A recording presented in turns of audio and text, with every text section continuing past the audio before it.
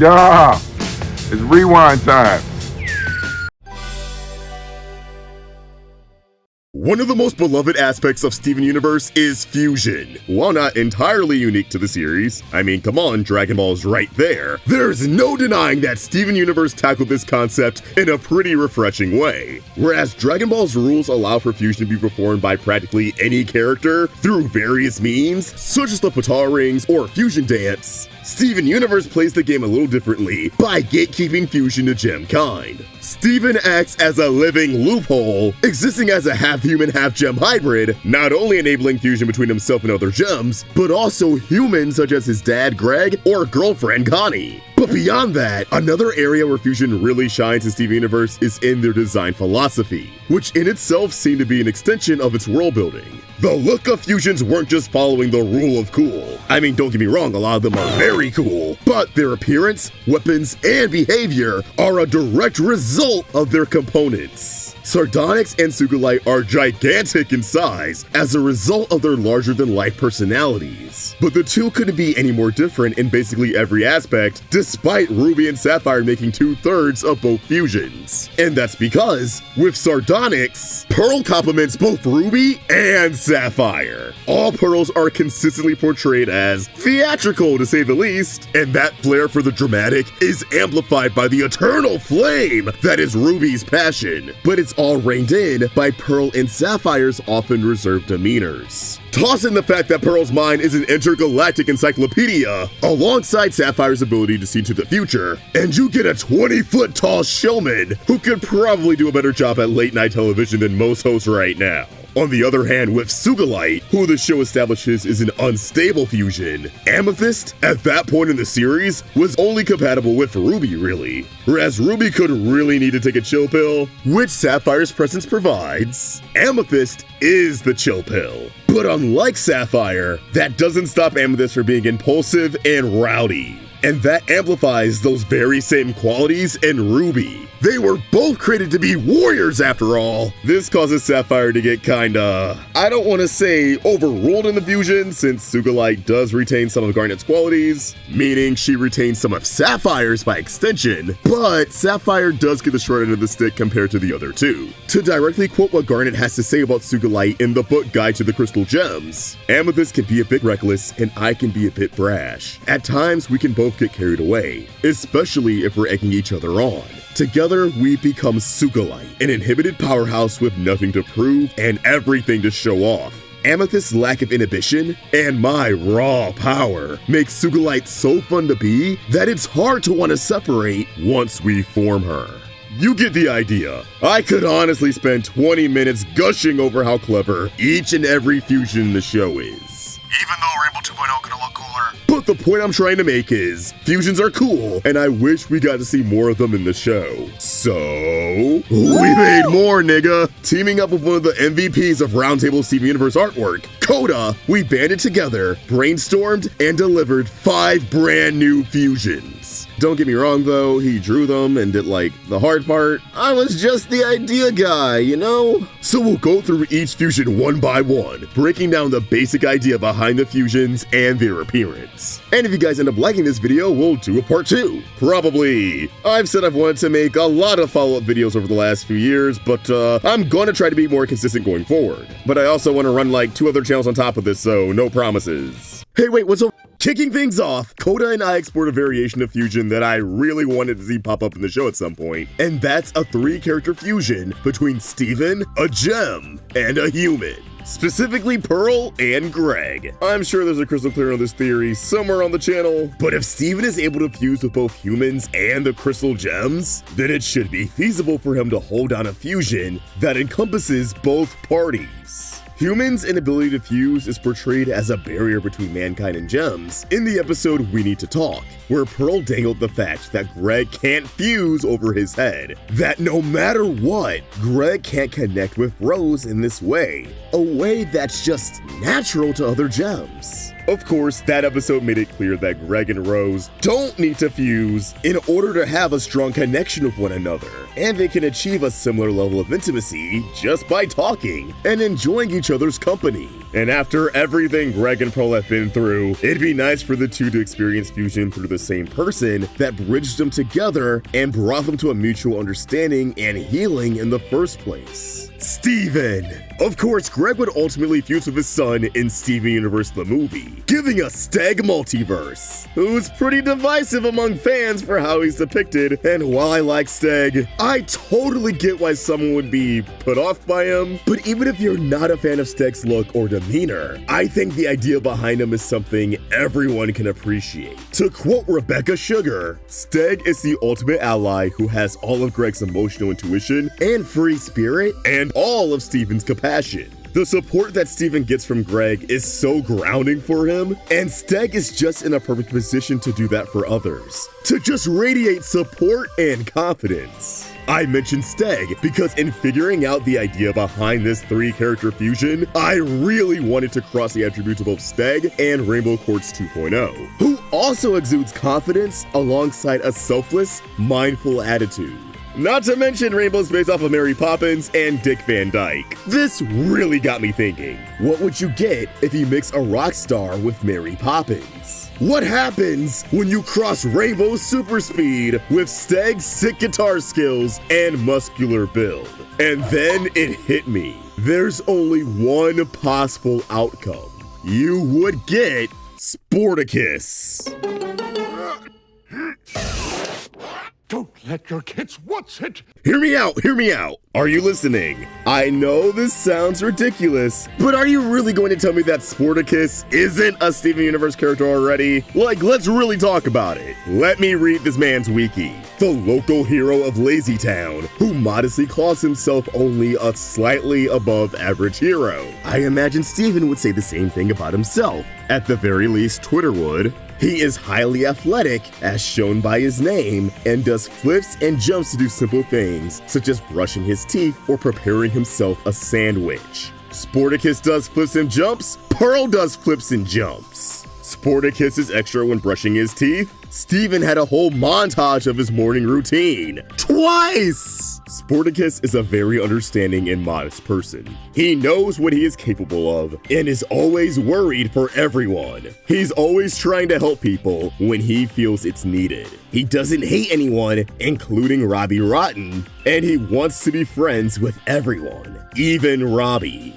He always sticks with the kids when they are playing or doing sports, and he knows what they are capable of. But he never gives up, and he always does his job. He's just like Steven for real! And is that a crystal on Sporticus? Game over, case closed, what else do you need me to say? Okay, but seriously, I do think Sporticus is a pretty good example of what a fusion between Steven, Pearl, and Greg would look like, between things like the Coach Steven persona, Pearl evidently being a volleyball coach, Steven and Rainbow super speed, their mutual optimism, and yeah, Sporty be singing. I just see this fusion having the persona of a fitness coach that wants to uplift others and push them beyond their perceived limits. I know Steven's fusions usually keep his physical clothes, but screw it. Let's say Pearl's jacket and Steven's jacket create some brand new drip. Steven's iconic shirt now sporting 3 stars to represent each component of the fusion, alongside accessories such as knee pads and bracers. We didn't discuss a weapon for the fusion, but let's say instead of an umbrella,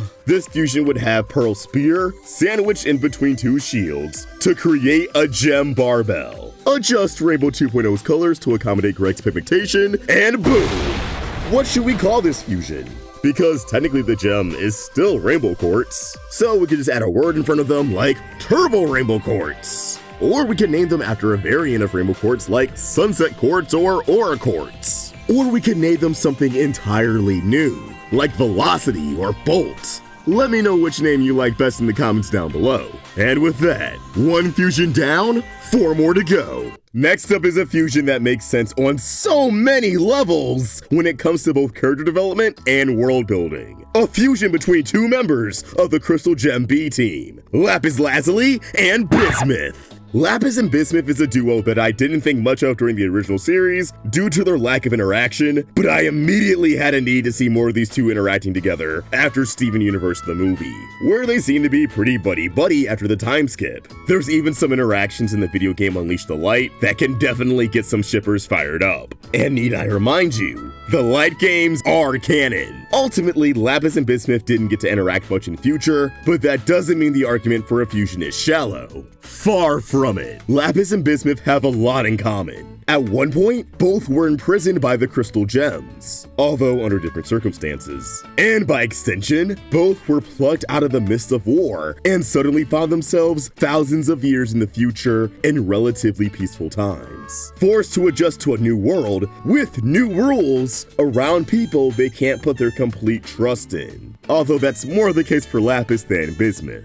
Both tend to live in isolation, at least when overwhelmed and deeply conflicted, as Bismuth had her forge and Lapis had the barn. Although, as a future, Bismuth has a new forge and little homeschool, and Lapis seems to reside in her own studio on campus. Both are very powerful gems in their own right, with similar methods of combat, as Bismuth can shapeshift her arms, while Lapis can shape the water around her. And neither are afraid to get their hands dirty in battle, often holding back from getting lethal thanks to Steven's influence. Not to mention in eras 1 and 2 of Homeworld, Bismuths and Lapis Lazulis are basically both construction workers. Lapis's terraform planets, while Bismuths built the actual structures on said planets. As you may or may not have known, it was confirmed years ago on the Steven Universe podcast that single gem equivalents of fusions exist on Homeworld. So I imagine a fusion between Lapis and Bismuth already exists, as a gem who deals with planets with much colder climates and much larger bodies of water than what we deal with on Earth. Like Enceladus, one of Saturn's moons that's covered in a large layer of ice, but underneath is a subsurface ocean that's estimated to be about 19 miles deep. 10 times the size of Earth's average ocean depth of 3.7 kilometers or 2.2 miles. Fun fact, Enceladus meets almost all the basic requirements we need for life, and some even believe it may host eyeless creatures that rely only on sound to navigate. And did I call these fun facts? Because they've actually been keeping me up every night for months now. What's really out there? So yeah, Lapis and Bismuth fusion. Great for an ice planet, or just building structures in an ocean, like maybe the lunar sea spire. I truly would not be surprised if their single gem equivalents already exist as a Homeworld gem for said planets. Maybe this fusion's personality would be similar to Garnet. Lapis's present-day laid-back personality kinda makes her the Sapphire, alongside being made for Blue Diamond's court, so she's naturally going to be a bit low energy. As for Bismuth, we know she can be brass and is usually pretty high energy like Ruby. They both got that dog in them. Bismuth and Lapis are also pretty blunt and know when to be serious. So yeah, personality-wise, imagine end of series Garnet, but with some snark and sass. You can have a good laugh with them, but you also know they can crack your skull open like a coconut if you get on their bad side. Bismuth and Lapis are both their own weapons rather than manifesting one themselves, so not really much else to touch on.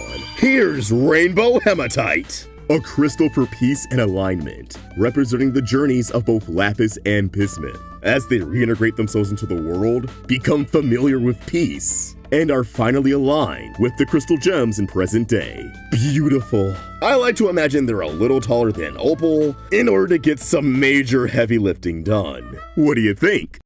There's definitely a difference between really wanting to see something happen in the show and being robbed of it, but I'll die on the hill that we were absolutely robbed of a Steven and Lars fusion. Lars became one of my favorite characters in Steven Universe before the Pinkening because it became obvious to me what they were going for with his character. Lars starts out as an insecure teenager who wants the approval of his peers while constantly rejecting the things he believes are uncool and, on an unspoken level, masculine. He's embarrassed of his love for cooking. He's embarrassed to be seen hanging out with Steven. And even though he clicks with Sadie so well and clearly likes her a lot, he's constantly hot and cold with her because she doesn't meet his surface level image of a cool girlfriend. But the cool kids adore Steven. They think Sadie is one of the coolest people in Beach City, starting a band with her. And even though they never got a chance to try Lars' ube roll, I'm sure they would have thought his food was was amazing. They like everything that Lars is ashamed of. And after taking L after L, realizing his peers and even his own parents liked him better when Steven was masquerading in his own body, Lars slowly begins to get his act together. But obviously there are relapses along the way. The biggest relapse being him ditching the potluck and later letting fear get the best of him and abandoning Sadie on Aquamarine's ship.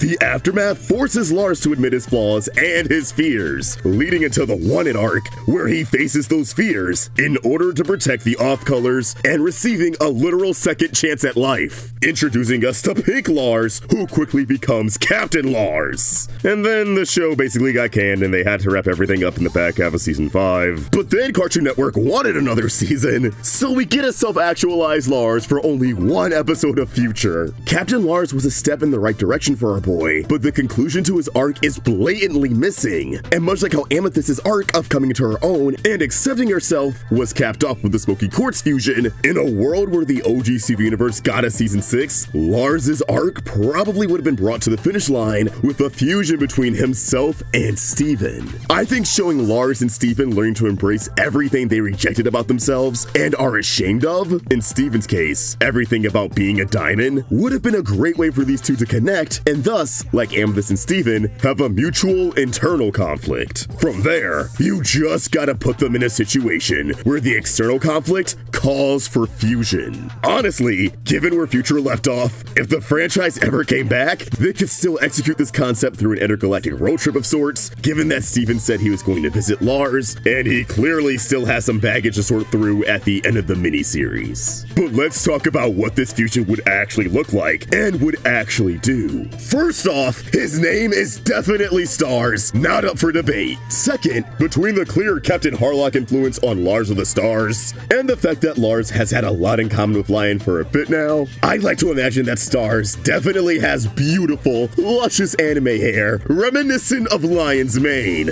I wanted him to still wear Lars's cape and Steven's star shirt, but Coda absolutely swagged him out with an amalgamation of the Captain Lars cape, Steven's varsity jacket, and Lars's jacket from the Future episode, Little Graduation, alongside some other cosmetic changes to their outfit that goes a long way. Now, if you were around for my Steven Universe content during season 5 and Future, you know I was itching to see Lars use his powers, as they confirmed on the podcast that anything Lion can do, Lars can do. But we never got to see that, and it crushes my soul. So I said, fuck it. Stars has a third arm that he uses to fire bingo bongo beams out of, similar to Lion's concussive roar. I think this fusion would be pretty OP, considering you're crossing the powers of Pink Diamond with the powers of Lion. I'd like to even think that Stars would have some sort of light speed dash power, similar to Minato from Naruto, or Hunter's Palsman Flapjack from the Owl House. With all that said, here's Stars. Absolutely fire. Alright, I know what you're waiting for. Let's fuse the diamonds. But only 2 of them. The diamonds fusing was something that was always a cool idea, but due to how Cross-Gem Fusion went against everything they stood for prior to Change Your Mind, it was always wishful thinking. Although it would have been cool to see Yellow and Blue fuse against White Diamond or something, Change Your Mind only had 44 minutes, and due to how things were paced up to that point, I'm kinda glad we got Gray Diamonds instead. It showed off White Diamond's powers a bit more, and a lot of people already complained that the episode crammed in too much, which I get. A lot of the moments didn't have room to breathe. But also, they thought this and the movie would have been all there was for Steven Universe when making it. So I'm still content with how Change Your Mind came out. All of this being said, when approaching the design for Green Diamond, we wanted her to feel like a fusion that would have come into existence during Era 3. A fusion that doesn't exist to serve a practical purpose, but exists simply because they want to exist. Thus, I don't envision Green Diamond as a super crazy anime warrior. Instead, I think she would look very casual. Still about her business, but casual. Business casual. Now, what I think would be really cool about Green Diamond is that Yellow's ability to alter a gem's form and Blue's ability to alter a gem's mood would result in a pretty insane ability. Gems can already shapeshift, so when struck by Green Diamond's aura, what if gems transformed into something that reflects their personality or even mental state? Similar, but not exact, to how Steven transformed into a giant kaiju. For example, if you have a gem Sona, maybe they they be transformed into whatever animal your zodiac sign is. Mine would be a scorpion, which, depending on the size, could be pretty sick. Of course, you need the diamonds to turn you back, but that shouldn't be much of an issue since they're happy to help all gems in this new era. And for the final results, nice. Last but certainly not least, Bismuth and Pearl. Do I even have to explain it? Bismuth clearly has a thing for Pearl, and although Pearl seems to be a little oblivious, I'm sure if she knew, those feelings would be reciprocated. Unless Lapis makes a move, in that case, Pearl's gonna be bumping the Steve Lacy. So of course, picking them for this video was an absolute no-brainer. Pearl and Bismuth obviously have endured a lot when it comes to rose quartz and pink diamond, so this fusion could represent both of them moving forward from that chapter of their lives while learning to believe in love again. A self-assured fusion that can literally see through deception, as I'm giving them the ability to sense the intentions of others. But why? How? Well, think of Toph from Avatar: The Last Airbender, and how she can sense the vibrations of someone's heartbeat and breathing patterns in order to determine if they're lying, with Azula being the only foe who was able to circumvent this tactic. In general, I think this fusion could have some earthbending-esque powers, considering Pearl has the ability to manipulate sand, we just only saw it once. On top of Bismuth's resistance to lava, and the fact that Bismuths in real life are a metal. Not to mention Bismuth has only been shown to use a small number of abilities, compared to Pearl's widely extensive moveset, so we're gonna have to get creative to give this fusion the sauce it deserves. I think my favorite detail of this fusion that Coda and I settled on are the colors of her hair. Bismuth has her iconic rainbow locks, and Pearl's hair has been different shades of pink over the years, resulting in this fusion having pink monochromatic locks. And here we go. Ain't she a beaut? So like, while scripting this video, I just realized that we went with rainbow hematite with both the Bismuth and Lapis fusion and the Bismuth and Pearl fusion. So oops. Because of this little goof, I'll actually let you guys decide what to name this one in the comments down below, declaring her official, unofficial name on a community post. So keep your eyes peeled. Let me ask you a question. When White Diamond was reaching for Steven's gem, what if Bismuth, Peridot, and Lapis arrived in her ship just a few moments earlier? Well, I think that could potentially change everything. Let's set the stage. Back on Earth, Bismuth stayed behind, weighed down by centuries of mistrust towards the diamonds. But when news reaches her that Steven's life is in danger, she doesn't hesitate to spring into action. Bismuth rallies Peridot and Lapis, and true to her nature, she's not showing up empty-handed. You already know that Bismuth stays strapped, so she would likely prepare for the worst case scenario. Her plan? A brand new weapon.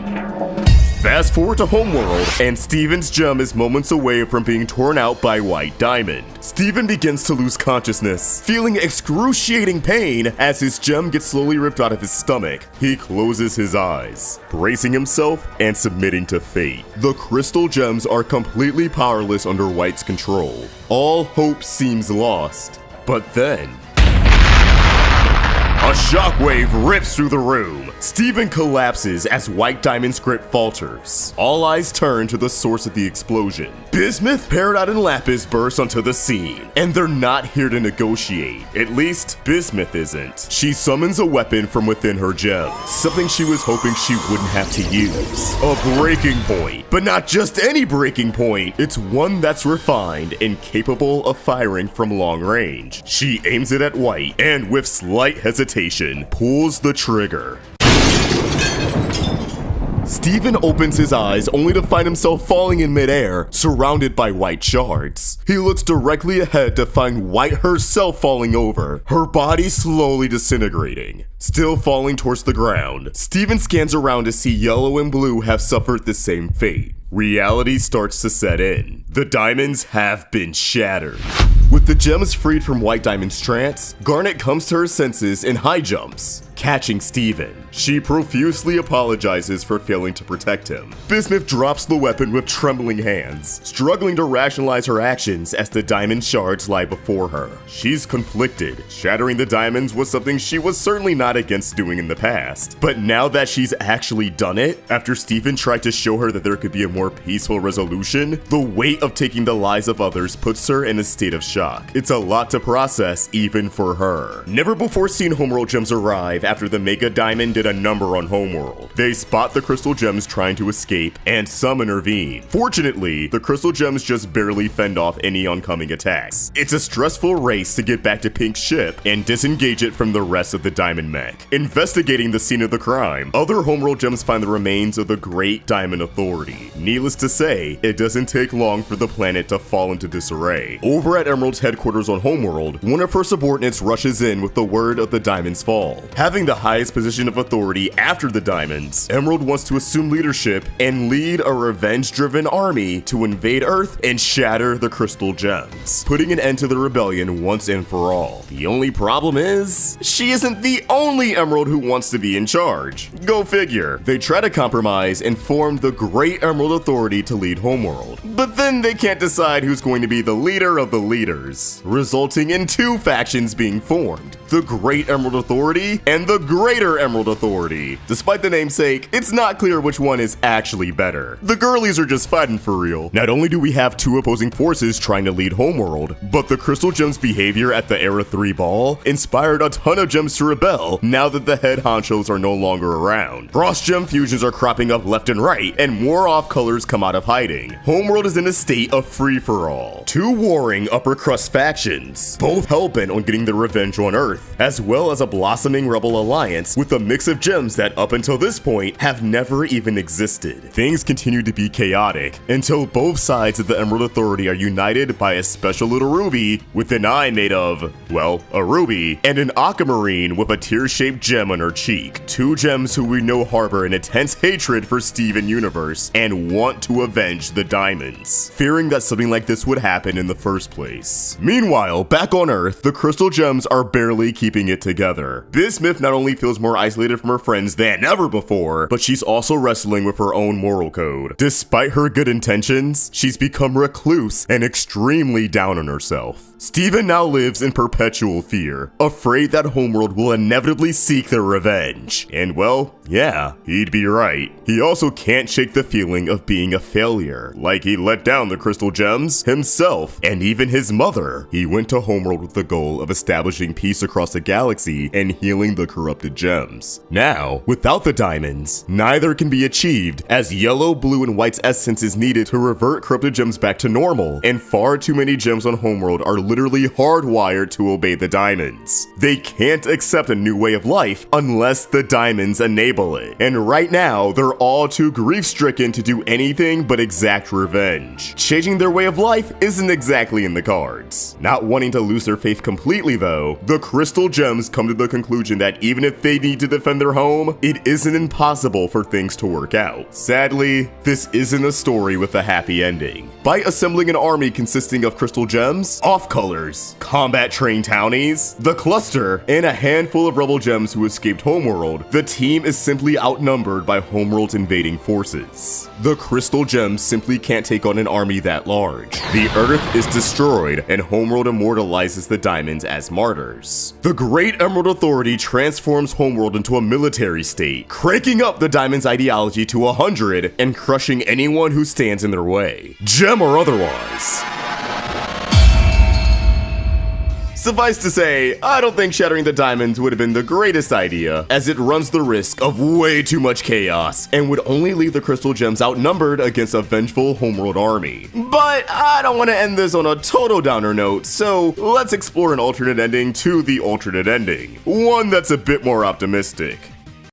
If you want to help us afford more cool art, consider supporting us for only $1 over on our Patreon, powered by the creative voices of today like Pixie Bean Animation, who has their own indie animated series, Piggly's Adventure, a comical cartoon following Piggly, a talking pig on an island filled with magic and spirits, going on adventures with his friends. There's just shorts now, but the channel plans on expanding into longer episodes that explore the backstory of the mysterious island, Kun Kun, and its strange inhabitants. You can peep Piggly's Adventure in the description of this vid, and thanks again to Pixie Bean Animation for supporting us.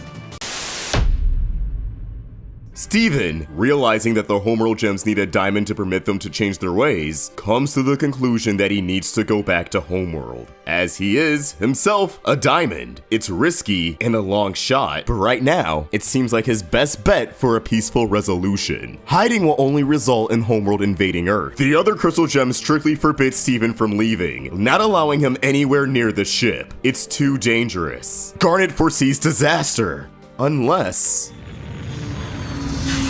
Soon after, Lars and the Off-Colors arrive on Earth. They've been receiving transmissions from Homeworld via rebel factions of Off-Colors and mismatched fusions. He warns the Crystal Gems of the Emerald Authority and informs them that there are tons of rebel gems on Homeworld fighting against the new regime. With this newfound information, all of the Crystal Gems band together once more to Homeworld in hopes of teaming up with the new rebels and campaigning Steven as the new Diamond Leader, a leader of peace and freedom for the gems to express themselves. After all, he is technically the next rightful heir to the throne. The crew boards Pink's ship and sets sail, Crystal Gems and Off-Colors together, along with Lion and Connie. One member is missing, however, Bismuth. After the emotional turmoil she's caused, she doesn't trust herself to come on board. In fact, she's nowhere to be found. She pulled a Lapis! With no time to waste, the crew have to leave her behind. This marks a new journey, a season 6 of Steven Universe. During their journey to Homeworld, they stop by various planets and Homeworld colonies to gather more recruits and supplies. Lars has become quite versed in the cosmos and knows exactly where they need to go. One of these colonies even includes Sneeple. Yeah, you thought we forgot about Sneeple, didn't ya? This presents a great opportunity to see even more of Homeworld's damage to the universe, and even meet some new alien species. And since the towny episodes would have to take a backseat, maybe some of the lighthearted standalone episodes could take place on new planets with new one-off characters, dealing with any foes that threaten their new friends. Kinda Freak of the Week style. Once the team finally arrives on Homeworld, they're stacked with new crew members, weapons, and technology. They land in a secret base where rebels are stationed, and Steven and co prepare their plea for Homeworld. As to be expected, the Emerald Authority isn't having it, and before long, a new Homeworld civil war begins. Yeah, Era 3 isn't turning out so hot. While the Emeralds have agreed to band together, there is still much infighting, which leads to a lack of trust, lack of organization, and betrayal along the way. Steven, being Steven, tries his best to fight this war as peacefully as possible, allowing him to see how hard all of this must have been for Rose, having to do things peacefully but forcefully. He also begins to better understand Bismuth's point of view, though he still doesn't see eye to eye with her. Luckily, before the crystal gems are absolutely cooked, Bismuth lands on Homeworld, having jacked the sun incinerator. But this time, she arrives with a gift. She explains that when she was on Earth, she created a drill that went down to the cluster, where she would meditate for days on end, sometimes weeks, trying to communicate with the cluster in an attempt to repent for her actions. Something about communicating with shattered gems brought her a sense of forgiveness within herself for what she did to the diamonds. After much patience, they were able to fully communicate. The cluster saw Bismuth's pain, her regret, her desire to protect those she loves. So, they offer to help her. With the cluster's gracious permission, Bismuth chips off pieces of it and takes them back to her forge, where she creates suits of armor for the crystal gems, forged from the cluster bits, imbued with the spirit of their fallen soldiers, a symbol of protection and their connections to the ones they care about. Bismuth hashes things out with the rest of the gems, and apologizes for taking such extreme measures, which only made things worse. Since time had passed, the other gems had cooled off and they understand why she did what she did. Successfully taking down the Great Emerald Authority and appeasing the Homeworld, Steven is able to become leader of the gems through love, peace, and of course, a whole lot of crying and singing. He establishes democracy on Homeworld and appoints various trusted gems to lead a new government. With the conflict seemingly resolved, Steven and the Crystal Gems head back to Earth, where he lives a regular human life for a while. So yeah, no Steven Universe future in this timeline. At least, not the story that we're familiar with. And there you have it. I know this was a pretty dark start to the What-Ifs, but it's the kind of darkness that Steven was trying to avoid in the first place. War isn't fun, and without a peaceful resolution, I don't believe he could have saved his friends.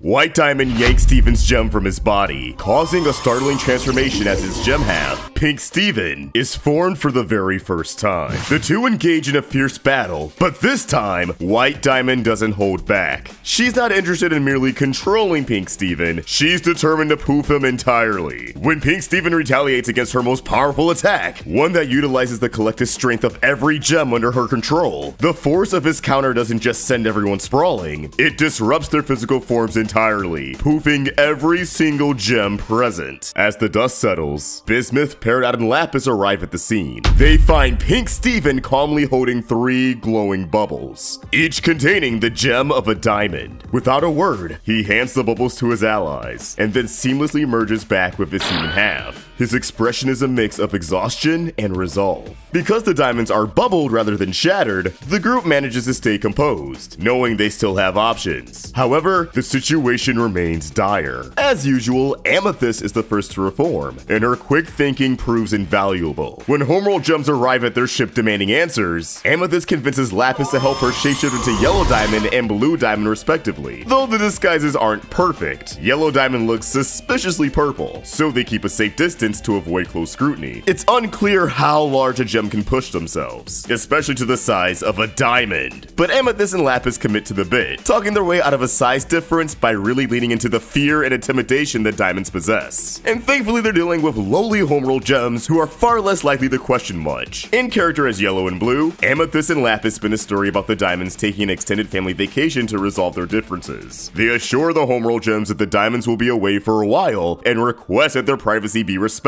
Remarkably, the homeworld gems buy the story, at least for now, and they leave the crystal gems with some breathing room. As the team makes their way back to Earth, the remaining crystal gems gradually reform. They immediately begin deliberating over what to do next. Steven is torn. Part of him wants to unbubble the diamonds and attempt a peaceful resolution, holding on to the hope that they can be reasoned with. Yet, another part of him is afraid that they'll shatter everyone on sight if they're released. He's haunted by past trauma, knowing the diamonds pose too great a threat if they're not willing to listen. His fear of the diamonds is what led Pink Steven to bubble them in the first place. It was instinctual, and now Steven feels trapped by the enormity of the decision before him. At just 14 years old, the responsibility of an entire society's future weighs heavily on his shoulders. Sensing his stress, the crystal gems step in, offering to take over the situation so Steven can rest. They promise that the diamonds will not be shattered and that a solution to heal the crypto gems will still be found. With homeworld believing the diamonds are simply on vacation, they have time to strategize. Reluctantly, Steven agrees. Handing off the responsibility to his family, he returns to Beach City, attempting to distract himself with normal life, including Lars' return to Earth with the off-colors. Steven can't resist meddling in Lars and Sadie's business, but even these moments of levity can't completely keep his mind off the bubbled diamonds.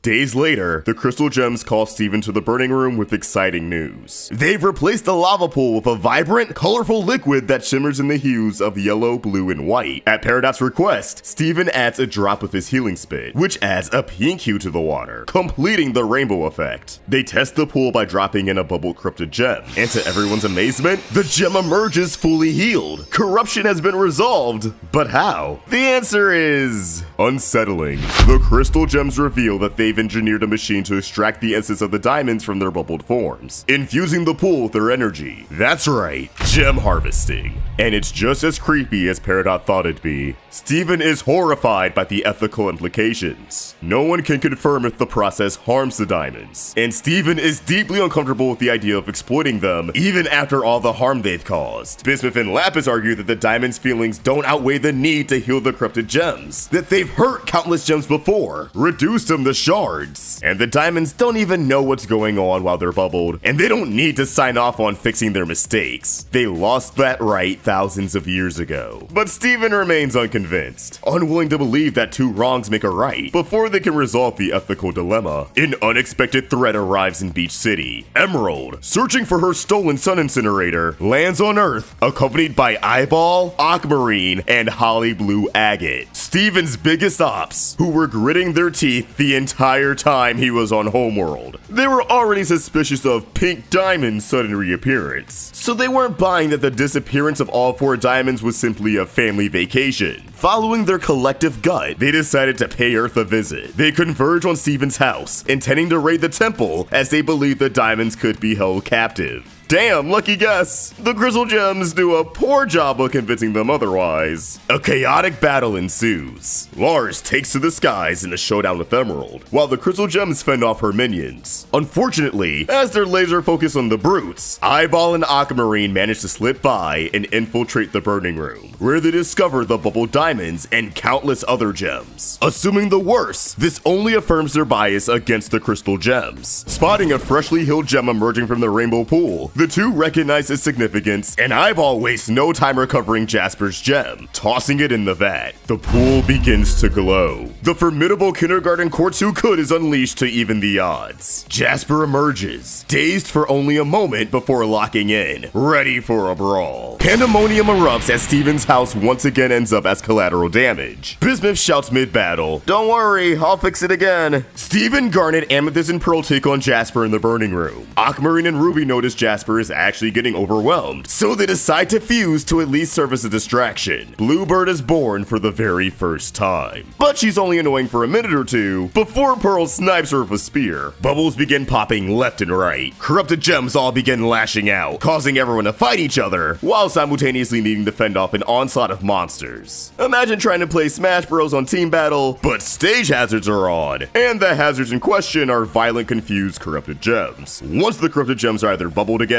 or literally thrown into the healing pool, the battle reaches its climax with Steven facing Jasper one-on-one. Jasper's going all out, denying Steven's explanation that Pink Diamond was never shattered, and that Rose and Pink were one and the same. In fact, the truth only enrages her, causing her to put everything she has into her attacks. Overwhelmed and outmatched, Steven pulls an insane Hail Mary. He throws his shield, popping Yellow Diamond's bubble, and releasing her onto the battlefield. Yellow reforms, looking a little paler than before, and sees Jasper about to deal a finishing blow to Steven. A bolt of energy flies across the arena and strikes Jasper. Despite everything, Yellow Diamond refuses to let Pink come to harm. Steven seizes the moment to show Yellow the healed gems, pleading with her to see that it's not too late to undo the damage the diamonds have caused. He appeals to her better nature, insisting that this is what Pink Diamond would have wanted. Slowly, Yellow begins to see reason, or at the very least, holds off on commencing a full-on attack. This sets the stage for a fragile but hopeful resolution with the other two diamonds. After talking it over for a bit, Yellow agrees, and they both concede to release Blue first, convincing her of the plan, and then hopefully, the three of them combined will be able to get through to White Diamond. Garnet senses that it won't be so easy. Blue reforms and is quick to comply with Steven and Yellow. The two diamonds come up with a brilliant plan to prevent things from going south. They will appeal to White's psyche, not through words, but through light. The diamonds will teach Steven how to harness his aura to use their strongest ability, the Diamond Light. However, this won't be a light to cause damage like it did in the past. Instead, they will use it to subdue White Diamond. Not too dissimilar from how Steven uses aura to overpower Yellow and Blue in the Mindscape. Blue's light will appeal to White's emotions and the grief she's buried over Pink. Yellow's light will transform her body into the size of a Peridot or Ruby, minimizing her power and status. And the secret sauce, Steven or Pink's light. Since Pink is often known for her powers over life force or healing, it will heal White's heart and make her come to her senses.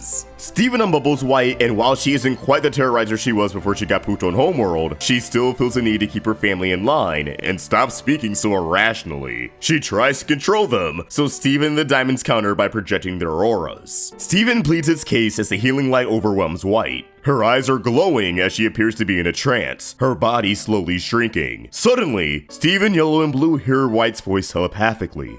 This aura, it feels like Pink's but different. The gears start turning in White's gem. Steven really isn't Pink Diamond, even if he reminds the diamonds so much of her. White continues to think. But if you're not Pink, then who are you? If I'm misjudged, then does that mean I'm imperfect? If I'm not perfect, then who am I? Who is anyone? Steven's taken aback, projecting his own thoughts towards White. You know, if you just let everyone be whoever they are, maybe you could let yourself be whoever you are too. The light emitting from Steven, Yellow, and Blue engulfs the entire room, and when they rein it back, White has returned to her normal size. Forced to literally see the light and reassess her worldview, White finally changes her mind and complies with her fellow diamonds. Gathering at Rose's fountain with the remainder of the corrupted gems, Steven and his estranged family are able to heal those who were more than affected by the gem war. Afterwards, the diamonds come to Steven and request to be put back in bubbles, believing that they have a lot to reflect on, and it's only right for all the gems they've tossed in bubbles and forgotten about. And on a selfish note, they kinda see bubbling as a break from constantly leading homeworld. But Steven argues that they can't think about anything if they're just tossed in a bubble. Thankfully, there's a compromise. Desiring time to reflect and believing homeworld would be better off if they take a step back, the diamonds opt to incarcerate themselves in a prison off planet, and their release won't be up to them. Bismuth and Lapis are eager to help build it, so Steven also assigns Peridot to make sure they don't make it super death trappy. Picture something like the zoo mixed with the cells in Jailbreak and the Diamond's Palace that we saw in Future. They sit in their individual rooms, spending time meditating, extracting their essence to heal gems, or perform tasks like piecing back together shattered gems. They're doing what they can to heal homeworld and trying to atone for their actions without being able to roam the streets like nothing happened. So basically, imagine homeworld bound, but it's Steven visiting his weird aunts in the slammer instead of swinging by their house. Though the road ahead is uncertain, Steven finds solace in the progress they've made and the possibility of a brighter future. He knows that some gems will try to bust out the diamonds only to discover that they want to live out their eternal sentence, and that they have to come to terms with their own identity. But they're not at war, and above all else, there's still hope in the universe, giving our poor traumatized boy a bit of a happy ending. That brings this what-if scenario to a close, and as always, I hope you enjoyed it. I really wanted this one to feel like a middle ground, one that gives the diamonds some form of punishment while still keeping them alive and on good terms with Steven, which then allows for a smoother transition to Era 3, and allows gems, corrupted or shattered, to be healed. If you have your own alternate ending in mind, feel free to drop them in the comments down below. In this timeline, Change Your Mind follows a similar path to the original, but this time around, after healing the corrupted gems, the diamonds experience a profound moment of introspection. They realize their entire existence has been built on a foundation of self-centeredness, making their subjects care for and serve them rather than the other way around. This moment of clarity is sparked by their reflection on Pink Diamond. They recognize that Pink found true happiness not in ruling, but in breaking free from a role and reinventing yourself as someone new, both literally and figuratively. Twice! Inspired by this, the diamonds resolve to follow in her footsteps, not by running away, but by giving back to the gems who served them for eons. The diamonds make a collective decision to reincarnate, much like how Rose reincarnated into Steven. This marks the end of their current forms and the start of a new legacy. But what would they reincarnate into? Well, I see a few possible options. One path is to have their transformation be poetic and symbolic of their growth, choosing to create something permanent and meaningful. A sanctuary for gems. A place where any gem, regardless of their status or past, can find safety, healing, and solace. They return to Pink's abandoned garden, now desolate and forgotten. Upon arriving, they deliver the difficult news to Spinel about Pink's fate and their intentions. In an effort to make amends, the diamonds join hands, their combined glow radiating outward in a blinding light that engulfs the garden. When the light fades, the garden has been transformed into something magnificent, far surpassing its former glory. The space blooms with vibrant life, now featuring 3 towering, majestic trees, each a testament to the essence of the diamonds. 1 white, 1 yellow, and 1 blue. The trees aren't merely decorative, each serve a unique purpose, healing gems in different ways. The yellow tree mends physical injuries, restoring shattered gems in damaged forms. The blue tree soothes emotional wounds, uplifting gems weighed down by sorrow or despair. The white tree offers a space for self-reflection, allowing gems to meditate and explore the depths of their identity by connecting with the core of their gem. The final touch is the tree's sap, imbued with the very essence of the diamonds. This magical substance can be collected and used anywhere to heal corrupted or injured gems, sparing them the need to journey back to the garden itself. In this way, the diamonds live on, not as rulers, but as a force of healing and growth for the gems who so loyally followed them, symbolizing their commitment to atone for their past sins. Meanwhile, Homeworld evolves into the democratic society we see in Steven Universe Future, where gems are free to choose their own paths. The diamond's reincarnation ensures they are no longer roaming around, seemingly free of any accountability. This new conclusion gives the diamonds closure and allows them to leave a lasting, positive impact on the gem race they once oppressed. It's a transformation not just of their forms, but of their their purpose, turning them into something truly greater than themselves. It's anyone's guess who would take over Homeworld at that point. After all, they still need a leader. But eventually, regardless of who's running things temporarily, the Zircons would still have their election, where one of the two end up calling the shots. That's all well and good, but what if they didn't turn into trees? They could theoretically turn into some sort of animal, earthly or otherwise. I remember for a while there were theories that Lion was actually Pink Diamond. Yeah, it was a different time. But what if that theory became a reality? The possibilities are endless. A blue diamond bird that makes people release pent-up emotions as she flies around? A yellow diamond gorilla that rules the jungle with an iron fist? A white diamond fish that mind controls the entire ocean, leading to an uprising of sea creatures upon the earth. Okay, obviously it would be pretty irresponsible for the diamonds to turn themselves into animals with their level of power. Granted, the animals in Steven Universe are somewhat anthropomorphized, but still, it would kinda go against the purpose of them reincarnating in the first place. That leaves the most obvious scenario, which would be them reincarnating into human children, a la Pink turning into Steven. That's right, brand new human gem hybrids, allowing their powers and essence to live on in a new generation. This could be really fun to explore. Maybe even an idea for a sequel series someday? Huh? Amazon?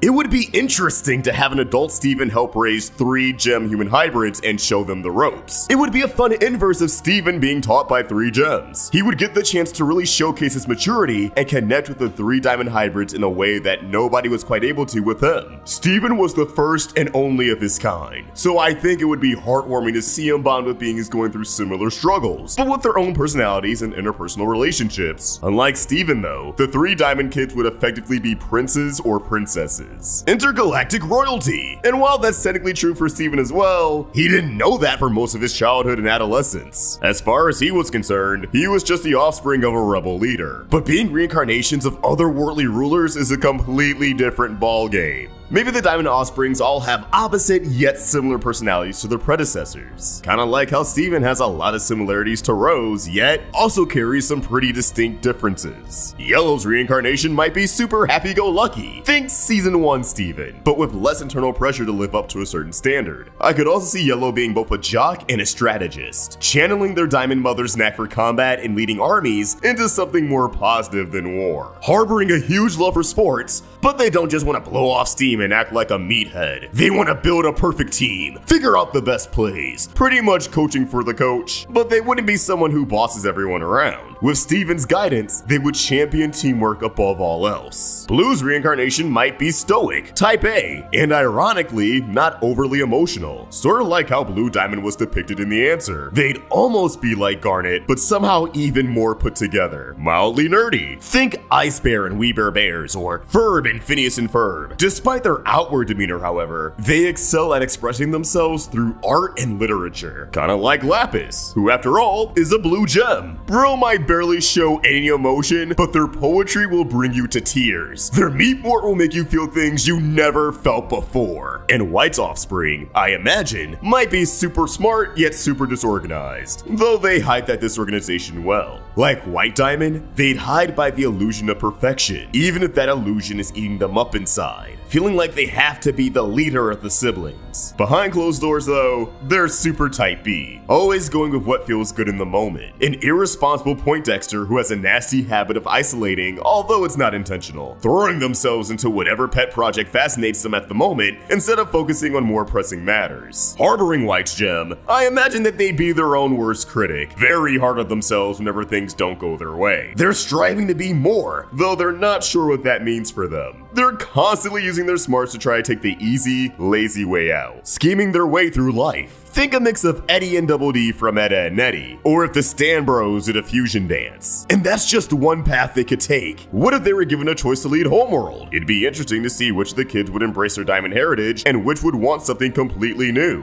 Steven fully embraced being a crystal gem and felt the immense pressure to live up to the legacy of Rose Quartz. But with the diamond hybrids, there would be a different dynamic given that, well, there's 3 of them. They're obviously all going to want different things out of their lives. And if you're rightfully wondering who's the dad, either Greg is about to have a really awkward family tree, or if the diamonds fail to find love elsewhere or just don't care to date around, I think it's possible for some Peridots and other qualified gems to band together and create artificial life. something that combines their gems with a human DNA sample. Rose may have had Steven the traditional way, but this is a high-tech alien society. I'm sure they could find a new way to create life. Still, it's fun to imagine Steven playing matchmaker for the diamonds. Like, wouldn't that be wild? But all of that is a rabbit hole in and of itself, so I think I'll wrap it up here. As always, what are your thoughts? Would you watch a sequel series with the diamonds reincarnated? What are some ways they could reincarnate that we haven't discussed? Let us know in the comments down below.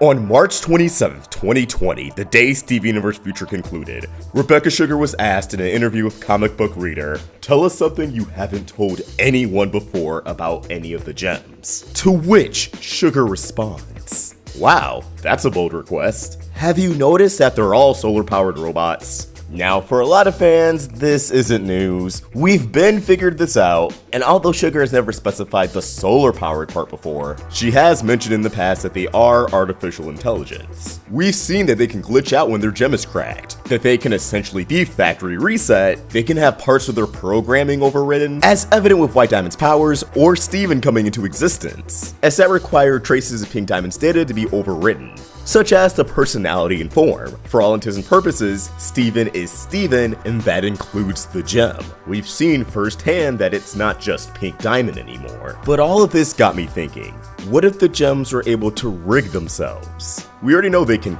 kinda do this in some form with Bismuth's weapon upgrades, but what if they were able to modify the actual gem? What if they figured out a way to kick into overdrive? What does that mean? Allow me to explain. It's been over 2 months since the conclusion of Steven Universe Future, and thus the Steven Universe television series as a whole. Those who subscribe to this channel for Steven Universe, which I know is a bulk of them, probably have noticed that we haven't been actually talking about Steven Universe ever since its conclusion, which for a lot of people probably makes sense. But I'm just gonna be honest and vulnerable, but please save your sympathy if you feel any at all for whatever reason. I talked about Steven Universe so much for almost 4 years straight. And while some of that content was chasing the bag, you gotta pay the bills, we have an office, I'm an employer, everyone else who's involved in this channel, their food is put on the table through payroll I submit. But I think a larger reason was, I have ADHD. A trait of ADHD is hyperfixation. Let me tell ya, I love my cartoons. So naturally, Steven Universe was constantly on my brain. Wasn't the only show, wasn't even the only animated series. But after the show ended, I felt like there were 2 things I had to prove to myself, even if they were things I already knew. 1, this channel wouldn't die after the show concluded, and 2, I can make content, successful content, beyond theories. And well, 2 months later, I think I can say this channel has accomplished both. Even after Steven concluded, you guys were still watching. New people started watching. And something I didn't expect is that when Rick and Morty came back and we continued doing our videos on it, those videos have done amazing. Which, if you look at the beginning of season 4, our content on it did not do amazing. So that was a nice change of pace. But again, we have content that does well beyond those shows, and thus, I'm still as excited as I can be for the future, despite, you know, the world going to shit. After being told every day, your channel's gonna die after Steven Universe ends, all you can do is make Steven Universe content, I needed to step away, help out the other hosts of other videos, make some of my own videos here and there, and then revisit making Steven Universe content. So here goes nothing. Era 3 is such a fascinating concept that the Cooniverse was not given enough time to explore. If these characters and world ever returned in any way, shape, or form, the Crystal Gem B team deserves a lot more focus.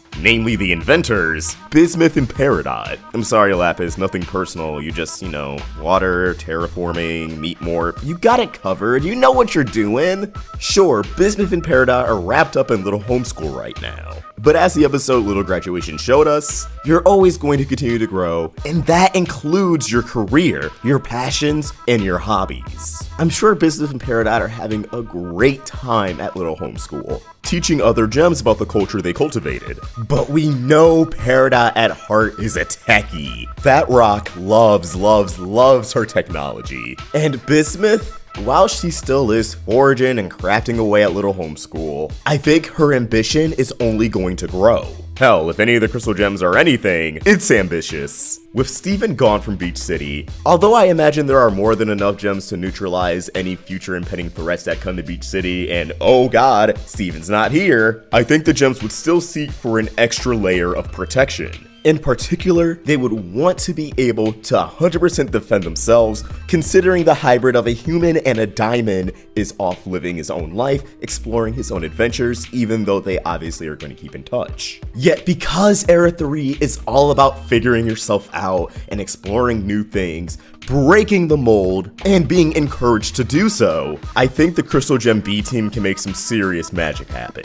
Now, there has to be like inventor gems on Homeworld, right? The gems who designed the ships, the rejuvenator, the injectors. I'm sure right now, if they truly have a passion for inventing, they're cooking up some weird, crazy shit. Era 3 knows no bounds. But essentially, with the resources that these engineer, inventor, scientist gems have at their disposal, if they come in contact with the notable Bismuth and Peridot, I think they would all come to the conclusion of, whoa, hey, wait, we're robots, we're AI, we're machine, and although that doesn't define us, we can define that. I believe Bismuth and Peridot would work together to really push what a gem can do to the absolute limit. They would develop their last line defense, the secret weapon, a card to always pull out of their sleeve in any desperate situation. Essentially, they would invent their own anime-esque transformation, one that, in terms of enhanced abilities and weapons and powers, kind of falls in line as the gem equivalent to Pink Steven.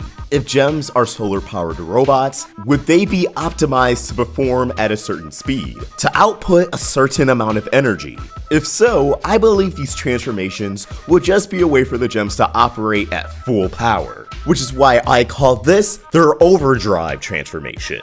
Think of it as Mega Evolution or Dynamaxing, a temporary state, and the risk, the big consequence, the drawback of it all, is that because they're performing at maximum power, pushing themselves past their limits, not only would they only be able to sustain this form for so long, but when they run out of energy, when the battle is over, they absolutely have to poof. It's the only way for them to properly recharge and reform as a stable gem.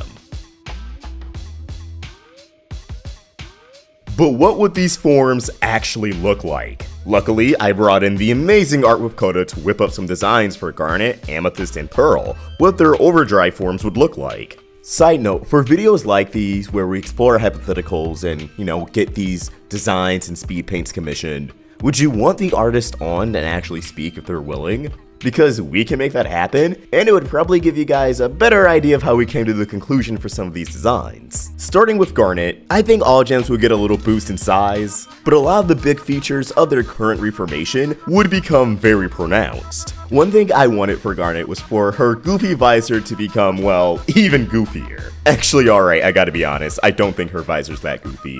Instead of imitating the look of a 3-point star, her visor would become that of a full-fledged 5-point star, with the design on her torso following in a similar fashion. I imagine these overdrive forms to be peak crystal gem, so for Garnet, someone who has had stars all over her reformations, here they would be out in full force. Her shoulder pads increase in mass, becoming much more similar to a diamond's. The colors on her feet would shift a bit, but without a doubt, the biggest takeaway, something that I would want for all of these forms, is another weapon upgrade. Yes, we have Bismuth's upgrades, but honestly, why stop there? I would definitely have these forms be as unique as possible, and that includes their own specific weapons. Here, Garnet's gauntlets cover up her entire arm, gaining massive metal claws, and a nod at Ruby and Sapphire with a touch of silver and bronze or gold. You know that complete JoJo reference that Garnet pulled off in Ocean Gem when fighting her water clone? I imagine that's how she punches all the time in her overdrive form. Not only would she be incredibly fast, we saw how Sapphire grabbed Ruby and made a break for it, faster than even that at all times. If anything, I think Garnet's overdrive form would be comparable to the Hulk, so unless you have a Thanos, you're kinda screwed against her.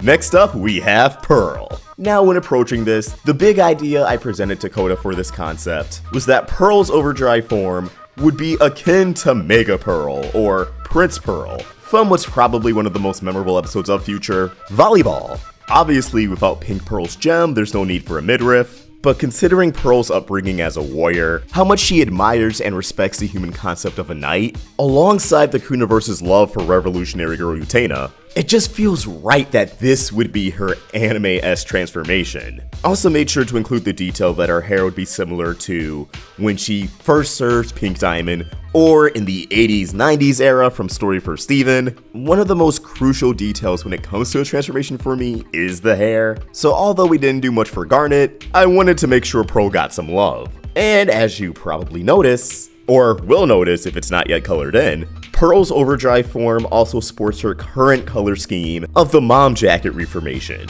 complete with the inside of her cape being pink. Now this weapon was all Coda. I absolutely love the idea of Pearl's spear evolving into a giant rose. Yes, she's recovering from everything that's happened between her and Pink. This would more so be done in homage to Pink, to Rose Quartz, the one who still gave Pearl her wings to fly, and empower her to become a warrior. With this weapon upgrade, I think Pearl's little light show she can use through her lasers would evolve into just full-on beams of destruction, or it could almost function like Aquamarine's wand, you know, pre-Era 3. And I only think this is possible because of the hollow pearls and their projection. They still have physical impact on the world around them. So ideally, whatever is within her gem to allow those holographic projections could instead be used to function more like a Green Lantern ring. Pearl can produce translucent objects out of her rose spear, or simply encase someone within a beam. Last but not least, we have Amethyst, which I think was kind of the easiest one to figure out. I just knew that for Amethyst's overdrive form, it would be cool if, through the increased mass, the herd form would appear closer to a properly developed Quartz soldier. She's still not all the way there yet, and I think that's important for her, but this form is able to give her just a little bit of a spoonful. As for her weapon upgrade, I was thinking, well, Holly Blue Agate is still a quartz, just a different kind of quartz, and her weapon is an electric whip. So I thought, what if Amethyst's whip just simply evolved into a different kind of elemental whip? But of course, Coda couldn't help but to make it even cooler than I imagined, giving Amethyst not just a flame whip, but also make it one giant mace. Now, I would also like to imagine that this whip could branch off into multiple directions. Like, let's say there were two enemies facing Amethyst. If she threw her whip, it would travel down the middle before splitting off into those different directions, wrapping perfectly around the enemies. It has like motion tracking or something. But if you have any more ideas for any of these forms, please drop them in the comments below. I would definitely love to hear any more ideas. And let us know if you want any more overdrive videos. We could look at the Crystal Gem B team. We could even look at other gems. We can go all the way up to the diamonds. I think if I do continue talking about Steven Universe, this will be the main way to do so. Just creative scenarios and pitches and concepts.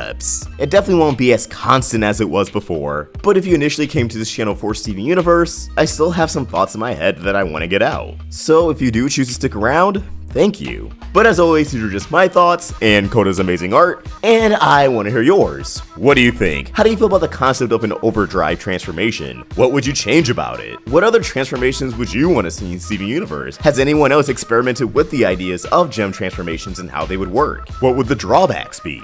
Let us know in the comments down below, or tweet your thoughts at Roundtable Vids, or me at OstrikVox. We're also on Instagram. Welcome back to Crystal Clear! I'm OstrikVox, and it's not hard to see why Spinel became the fan favorite character that she is. Whether she's happy, angry, or just trying to find her place in the world, she's always able to remain a captivating character, with a tragic yet relatable backstory that many people can experience some kind of form of throughout their life. Being left behind by Pink Diamond, destined to just wait for nobody, waiting for nothing, as the person she was created to serve abandoned her, never to see her again. But what if Pink Diamond didn't abandon Spinel? What if that fated day in the garden never happened? What if Pink Diamond never punked Spinel, and instead of having them play a little game, she actually brought Spinel to the planet Earth? This is a question I've seen proposed over and over and over again. So after chewing on it, I feel like I've come to my own conclusion, my own hypothetical of what if Spinel was a crystal gem? And I'm going to hit on all the big time periods. The Gem War its aftermath, and the main events in the series. So with all that said, let's dive in. Immediately, I can envision Spinel actually having a tough time adjusting to Earth. Whereas before she was just relegated to a garden, now she has an entire planet with different climates and changes in weather, dinosaurs and cavemen. It would definitely be a lot to take in. We already know Spinel can be a little bit clumsy, and that clumsiness can lead to destruction. So at face value, Pink Diamond may have a little bit of regret with bringing Spinel to the planet. But the Gem War would change everything, as I believe such a dire situation would showcase all of Spinel's strengths. First off, I would think Spinel would have to stage defecting from Pink Diamond, as Pink Diamond and Pearl masquerading as her alter egos is easy enough to pull off. Multiple gems can have pearls, so it's not out of a question a rose quartz can rebel with a pearl of her own. It's not like the diamonds are exactly great at keeping track of their gems, but a rose quartz, a pearl, and a Spinel, especially a one-of-a-kind Spinel with a perfect cut in pink, that would get a little bit fishy. But if Pink Diamond simply informed the diamonds that her Spinel went haywire or got kidnapped by rose quartz and her pearl, then things would be a little easier to pass off. But back on track, the Gem War and the bonds that are forged with all the crystal gems wouldn't necessarily force Spinel to be someone else's best friend beyond Pink Diamond, but would rather give her the natural inclination. A purpose of the crystal gems is for everyone to grow into their own person, not just what Homeworld assigned them to be. So I can see Spinel being the biggest moral support of the group. She would always provide verbal aid to lift everyone's spirits. On the ropes in a tough fight, next thing you know, Spinel is cheering you on, giving you the boost to overpower your enemy. All those hours playing with Pink Diamond, trying to make her happy, trying to evoke a smile and a laugh, it would finally have payoff to people who would, well, actually appreciate it. But I don't think this would be the only place where Spinel excels, as she could actually be a formidable foe on the battlefield. Rusty or not, the crystal gems got their asses handed to them by Spinel, and although they endured many battles by that point, for Spinel, this would logically be her first time in the ring. And yes, although she was fueled by revenge and anger, it doesn't subtract from the notion that she knew how to take on 3 gems and 1 hybrid without breaking a sweat. So imagine if Spinel had the experience of a war. I think she would be able to adapt pretty quickly, using her elasticity to an advantage. Although it's worth noting she was only able to prove the crystal gems because of her rejuvenator. We're not really sure what goes into a gem having a weapon, if it's something they can manifest on their own, or if it only happens by design. In that case, why does Pearl have a spear? Maybe pearls also have the ability to protect their servants? Spinel wouldn't really be able to rack up a body count, okay that sounds kind of dark, without some form of a weapon. Luckily, very early on, she would have Bismuth enter her life. And I can only imagine what Bismuth could have whipped up for her. If not just, you know, a scythe? So essentially, once the ball got rolling, she would be unstoppable. We would also have to consider what Homeworld has out on the battlefield, because whereas the crystal gems are just a hodgepodge of any gems at effect, Homeworld would not have thrown out just anything and anyone. It definitely would have been calculated. We would have seen quartz soldiers, and we would have seen rubies, and all the variations of garnet that Blue Diamond mentioned in Together Alone. We would have seen gems like nephrite, but we wouldn't have seen Homeworld dish out gems like Spinel, or even Lapis Lazulis for that matter, which plays into why Homeworld mistook her for a crystal gem in the first place. They didn't send any Lapis Lazulis out on the field, and not all of them would have realized she was there to terraform. So even just having one lightning fast slinky of a gem would have made all the difference. And although I could see Spinel getting poofed quite a bit of times, just because again, she does appear to be kind of clumsy, I think each time she would have bounced back stronger than ever. Until that fateful day, where the diamonds launched their final attack against Earth. Spinel joining Garnet and Pearl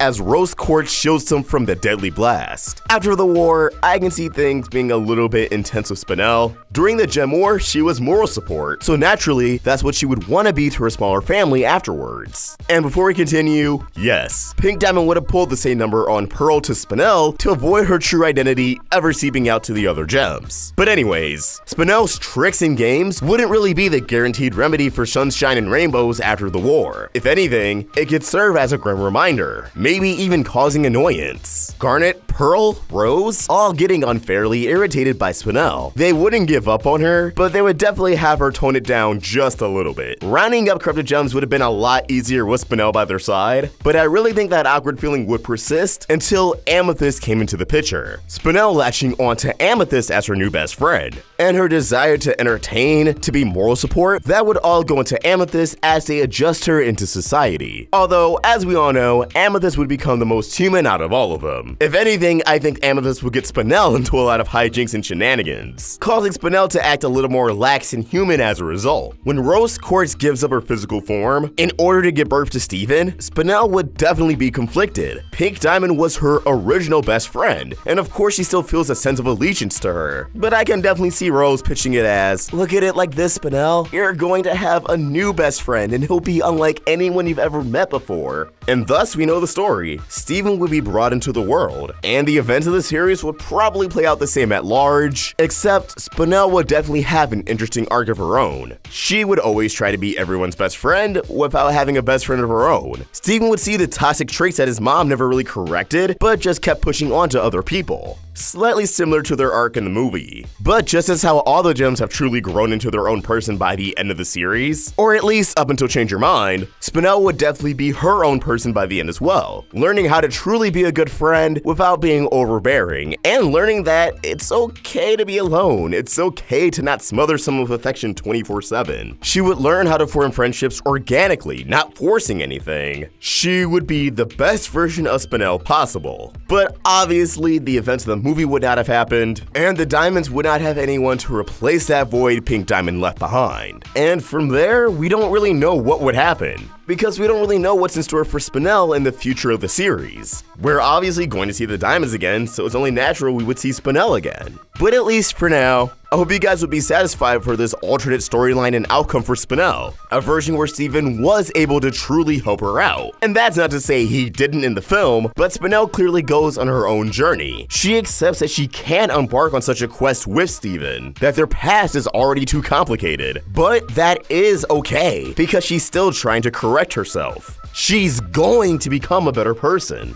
even if she is aware that friendship with Steven isn't on the table. But again, in this alternate reality, it is. Like, they were friends, and it was great. And yeah, there's probably a lot of goofy townie episodes with Spinel, and they were like, Spinel. But as always, these are just my thoughts, and I want to hear yours. What do you think? What is your vision of Crystal Gem Spinel? How do you think it would have changed events in the series? Again, I think things would have largely played out the same, unless like Spinel and Pearl or Spinel and Garnet had some crazy fusion that totally negated like half the enemies they encountered, especially Aquamarine and her wand. Like, I'm not really sure if adding another gem to Alexandrite into whatever that fusion would be called would still be able to overpower such a thing, and that's really the main reason why I see a lot of things playing out the same. I think Jasper would still get corrupted, I think Steven would still turn himself in, I believe everything with the cluster still would have happened, etc. But as always, drop your thoughts in the comments below, or tweet your thoughts at Roundtable Vids. And for more of my own thoughts, you can find me at Oshik Fox. We're also on Instagram. Special thanks to Art with Coda for creating an awesome thumbnail. For more of his wonderful art, you can find him on Tumblr and Instagram at Art with Coda, and subscribe to his YouTube channel. Link down below in the description. Help the Roundtable grow by either becoming a member of this channel or supporting us over at Patreon. Link in the description. If you enjoyed this video, please throw it a like and subscribe to the Roundtable for more great cartoon content. Thank you for watching, and I hope you have an awesome day. Oshik Fox, signing out. Welcome back to Crystal Clear! I'm Oshik Fox, and I thought it'd be fun to indulge in a little thought experiment. You see, back in the summer, I did a breakdown of all the Diamond's powers post Change Your Mind. And surprisingly, a comment I saw a lot was the question of, what would happen if the other Diamonds resurrected an organic being? Like how Pink Diamond and Steven were able to resurrect Lion and Lars. This isn't a question of if they could do it. Yes, it's very likely that Pink Diamond's resurrection abilities stem from her initial healing abilities.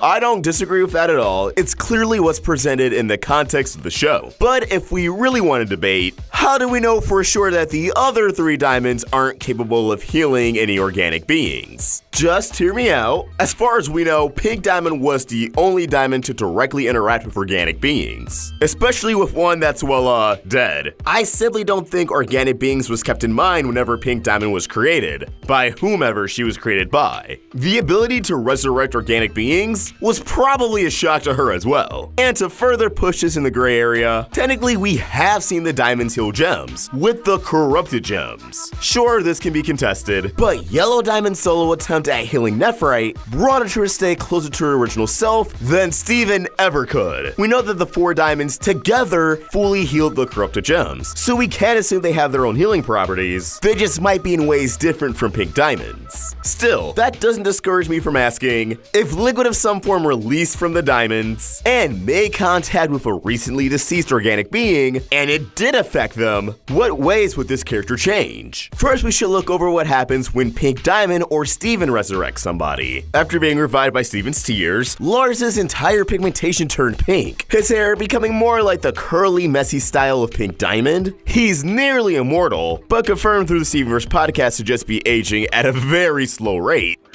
So, next question is from Bone Janky. They want to know, are Lars and Lion immortal now, or is their aging process just extremely slowed down? Their aging process is extremely slowed down, as indicated by the very, very slow heartbeat you hear in, is it Lars's head? Yeah. Okay, yeah. Mm-hmm. Joe and I have disagreements about what Lars's life is like now. I don't like this answer.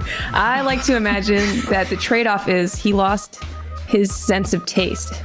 So now he just eats occasionally to sustain his body, but he can't enjoy food anymore. And possesses a horde of gem-like abilities. Essentially, as also confirmed by the Stevenverse podcast, Lars can do anything Lion does. He can make a warp, and he can make a sonic blast with his voice.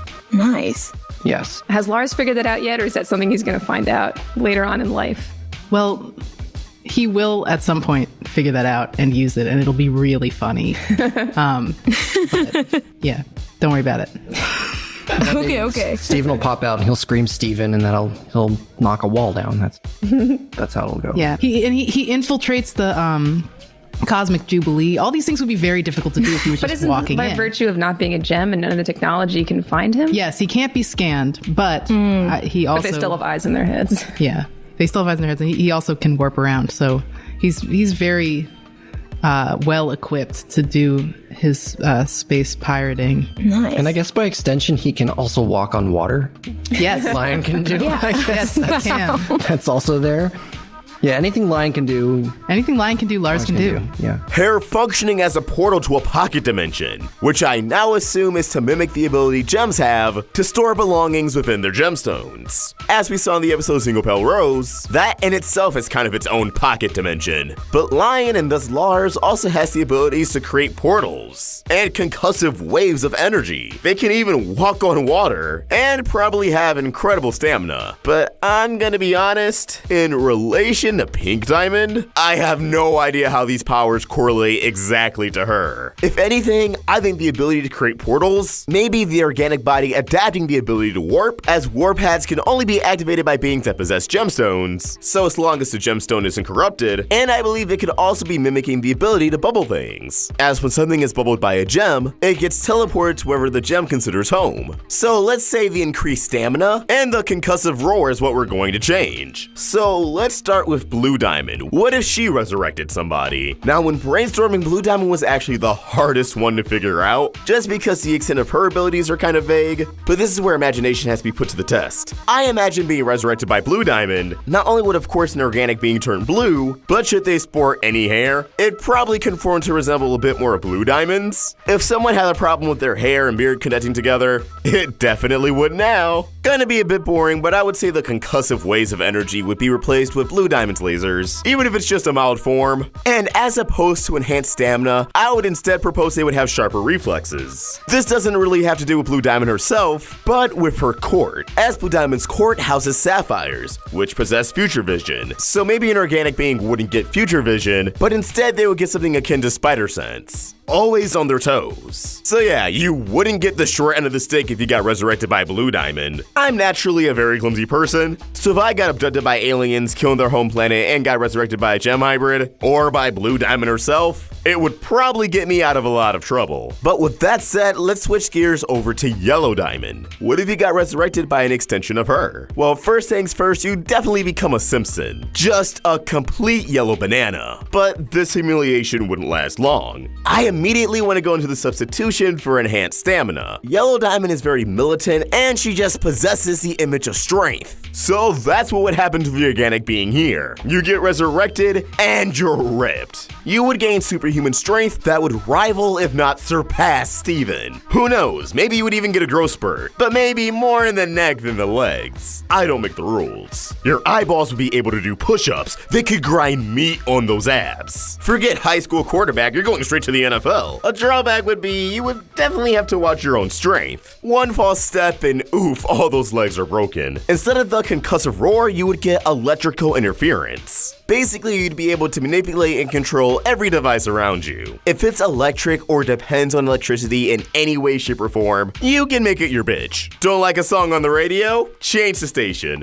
Significant other sucked into their video game? Turn off the console. And then blame it on something else. Roundtable uploads? Find them and short circuit all their computers. We're all overly dependent on technology. The world is your oyster. And last but not least, I want to look at what happens when White Diamond resurrects you. Because you may be thinking, oh no, I'm gonna look like a mime. And instead, I think you can do something a lot more fun. What if, in the scenario you're resurrected by White Diamond or an extension of White Diamond, instead of just gaining a grayscale color scheme, you, just like White Diamond, have the ability to make yourself radiate. Except you don't really have a choice, you're just radiating 24/7. I mean, I'm sure at some point the organic being would gain control of themselves enough to, not blind everyone around them, but even when you turn it down to the best of your abilities, there still be constant glitters and sparkles around you. I believe the enhanced stamina would maintain here as well. I mean, you're constantly radiating, and we haven't really seen much of White Diamond in action. However, the special ability here, wait for it, star manipulation. You would literally be able to control stars and produce stars. Just produce them in your own little hands, like you have complete control of the stars in the sky. Light goes out, create a star. Getting mugged? Produce a flurry of stars to attack them. You're pretty much a walking, talking galaxy. And you know what? Your life would kinda rule. And because you're grayscale, you would just always be seen as that hip art kid. Who knows, black and white photos and film is still the way to go. It never went out of style. But as always, these are just my thoughts, and I want to hear yours. What do you think? What do you believe would happen if the diamonds were able to resurrect any organic being? How do you think it would differ from Pink Diamond? Let us know in the comments below, or tweet your thoughts at Roundtable Vids. And for more of my own thoughts, you can find me at OstricVox. We're also on Instagram.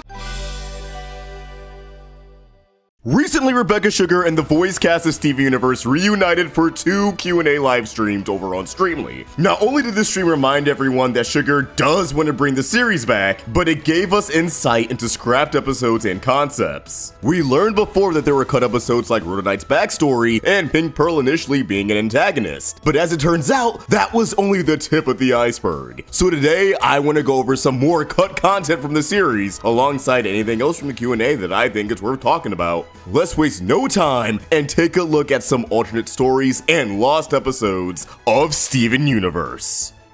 I think one of the most memorable eras of Steven Universe was early season 3, where Peridot and Lapis moved into the barn and became roommates. Peridot trying to win over Lapis's friendship, the Ruby Squad dropping in and wanting to know about Jasper's whereabouts, Steven discovering new powers. It really felt like the show was evolving as the team expanded and more homeworld gems became engaged with the overarching story. But what if I told you that all of this almost never happened? That in another life, Lapis had a different roommate. Apparently, the original draft for barmates saw Lapis and Sadie as roommates instead of Lapis and Peridot. Often the things that are on the cutting room, like especially since the show ran for so many years, there were so many things on the cutting room floor that evolved and changed into something different, and I love what they became, even if I was really interested in the initial idea. Like the very earliest version of Barnmates was that Sadie was going to go to college and Lapis was going to be her roommate, like in her dorm, and she was just going to like sleep in her bathtub.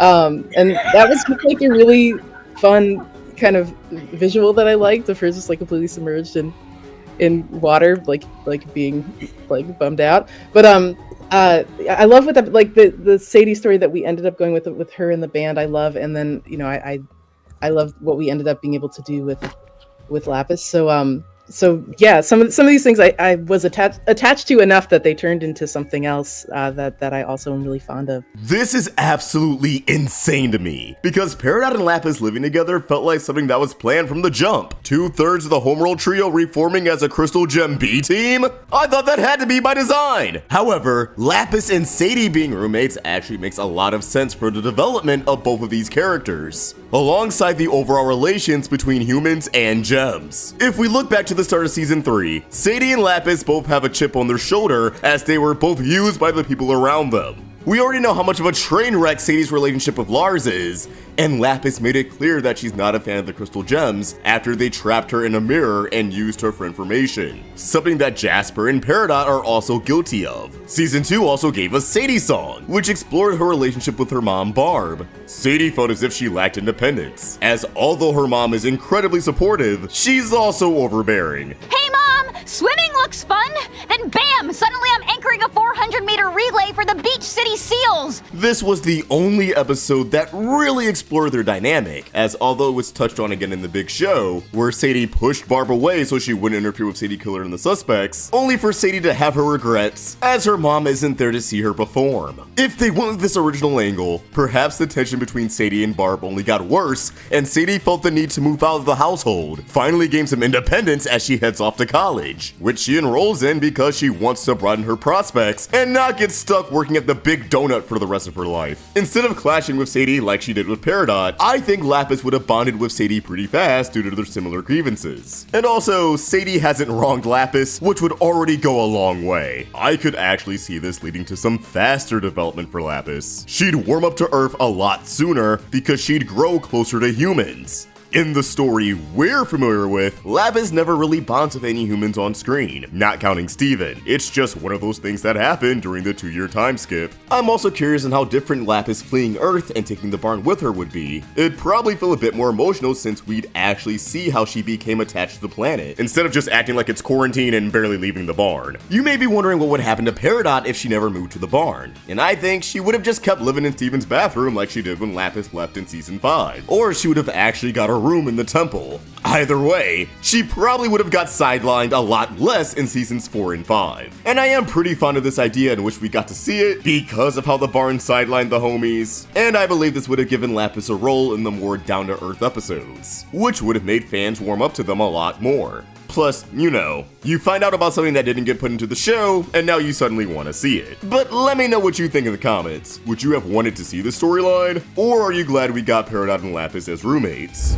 Next is an episode that I would have loved to see, but I think most fans could easily live without. Ronaldo builds a doomsday bunker that he subsequently gets trapped in with Steven, Lars, and Sadie. The crew apparently worked on this episode for a long time, but it ended up getting scrapped. We spent there was this whole bunker episode that we spent like weeks on trying to crack, and I think it's just a sunk cost fallacy thing where I just wish we'd finished it because we put so much time and energy into it. It was like Ronaldo had a bunker, a doomsday bunker, and he, like, Sadie and Lars both get trapped inside of it, and Steven too, obviously, because we can see that this is going on. They all get stuck in this thing, and there's no way to actually leave. We were working on this for so long. So yeah, I wish we'd gotten it all the way because we had spent so much time on it. A lot of people will hear Ronaldo and immediately go, ew, I hate that guy. He's annoying and a little Alex Jonesy. Less of him is a good thing. And to that I have to say, yeah, valid. But consider the following. Horror Club was a fantastic episode, and it was also a Ronaldo-centric episode with the exact same roster as this one. So this could have been just as good. I'm assuming this would have been anywhere during seasons 2 through 4, since Homeworld would have started making the rounds to Beach City, presumably prompting Ronaldo to build this bunker. And it couldn't have been during season 5, since Lars was in space on his anime winter arc. So with that in mind, this just feels like a much better premise than a lot of Beach City episodes we got in season 4 specifically. Do you want 11 minutes of Zach Callison talking to himself in a recording booth as we watch Onion's lame friends eat boogers or whatever? Or do you want an episode that actually explores how the town's responding to all the madness and mayhem around them? I know which one sounds more appealing to me. I do kind of see why this episode couldn't come together though, especially if they spent a long time working on it. Ronaldo building a doomsday bunker is hilarious, but it sounds like something that works better as a quick scene rather than an entire episode. It's a great joke, it's in character, and it would have cracked people up. But what's the conflict? Do you just have Lars and Ronaldo at odds again? Is there a corrupted gem trapped down there with them? What do you do that isn't just retreading Island Adventure or Horror Club? I think another limitation for a concept like this is that Ronaldo's ambitions don't exactly line up with his capabilities. His character is more grounded in reality, so I imagine that may not lead to the most exciting bunker. The whole joke probably would have been that it's a lame, poorly constructed bunker that is somehow trapping a superhuman gem hybrid. Which again, for a quick gag, that would have killed. But 11 whole minutes? People are gonna get bored fast. Now, if Ronaldo evolved into someone like Mandark, where he was still a loser but also a super genius, there could have been more to work with. Imagine Ronaldo repurposing different gem tech left behind from various adventures and crafted this super high-tech bunker under everyone's noses. Things like the gem destabilizing cages and the training robot from Rose's armory have been restored or taken new form. The fact that Ronaldo has built what could easily be a gem prison leaves Steven pretty disturbed, as he wonders what the hell this nerd is capable of. But now the bunker system is malfunctioning, leaving the squad not only trapped, but forced to fight for their lives. Alternatively, maybe Ronaldo convinced Peridot to build the bunker for him in exchange for something like, I don't know, lost media? Maybe an unreleased pilot for a Camp Hiding Heart spinoff that he has access to. Honestly, if the franchise ever makes a return, they could easily find a way to use this idea again. Paranoid American builds a Fallout shelter in 2024? It's more likely than you think. Next is something we've talked about before, but I have some new thoughts on. The transformation known as Perfect Steven. This was essentially a prototype of the really jacked pink Steven we got towards the end of Future when he was at the height of his mental health crisis. In the very earliest version of Giant Woman, Steven was actually going to fuse and unfuse into his separated parts that you don't see till episode 162. That was like the 10th episode. That initial idea of him having like a human self and a gem self that have to fuse back together into himself was one of the earliest ideas on the show. And so was him as a his giant pink form that you don't see until Future. That was like a season 1 idea that we all like discussed and saving, because we had this idea of sort of a perfect Steven that was this giant fluorescent pink Steven, and everyone was like, but Steven is perfect Steven. That's not perfect Steven. And so these different iterations of perfect Steven kind of evolved into Change Your Mind and evolved into his form in Future. The concept art shows that while he still gets really tall and really ripped, looking like your average teenage anime protagonist, I'm 12 years old.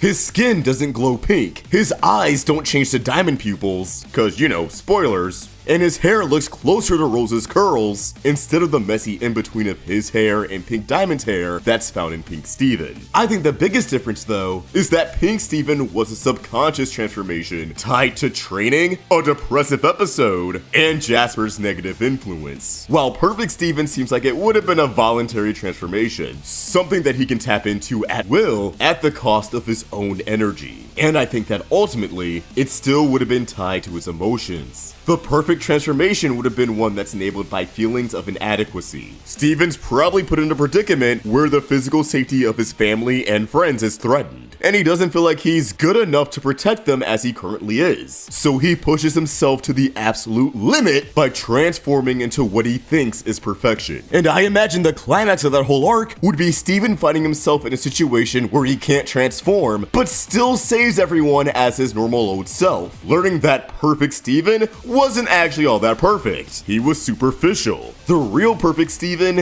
is the Steven that we all know and love the way he already is.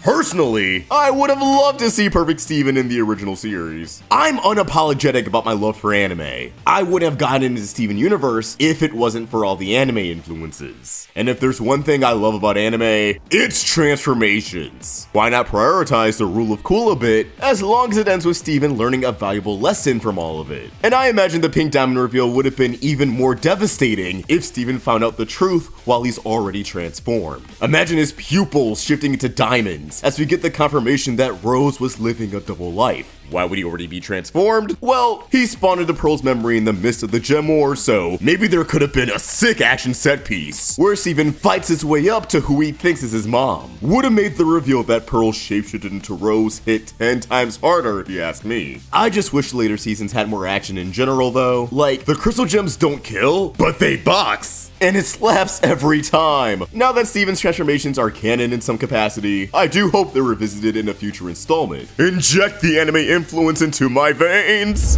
The last thing I want to touch on, briefly, is actually something Sugar said about Pink Diamond. Earlier this year, I dropped a big vid on Pink's arc that I encourage everyone to watch because I barely uploaded this month and I got bills to pay. Something I talked about in that video was that Pink didn't know what she meant to people. She thought she didn't matter and thus believed her actions didn't matter. She didn't mean to inflict pain and suffering onto others. Sugar pretty much reaffirmed this on stream, and frankly, it's just nice to see. You know, Pink had so much less power than everyone that was around her. She didn't understand how much she mattered to other people.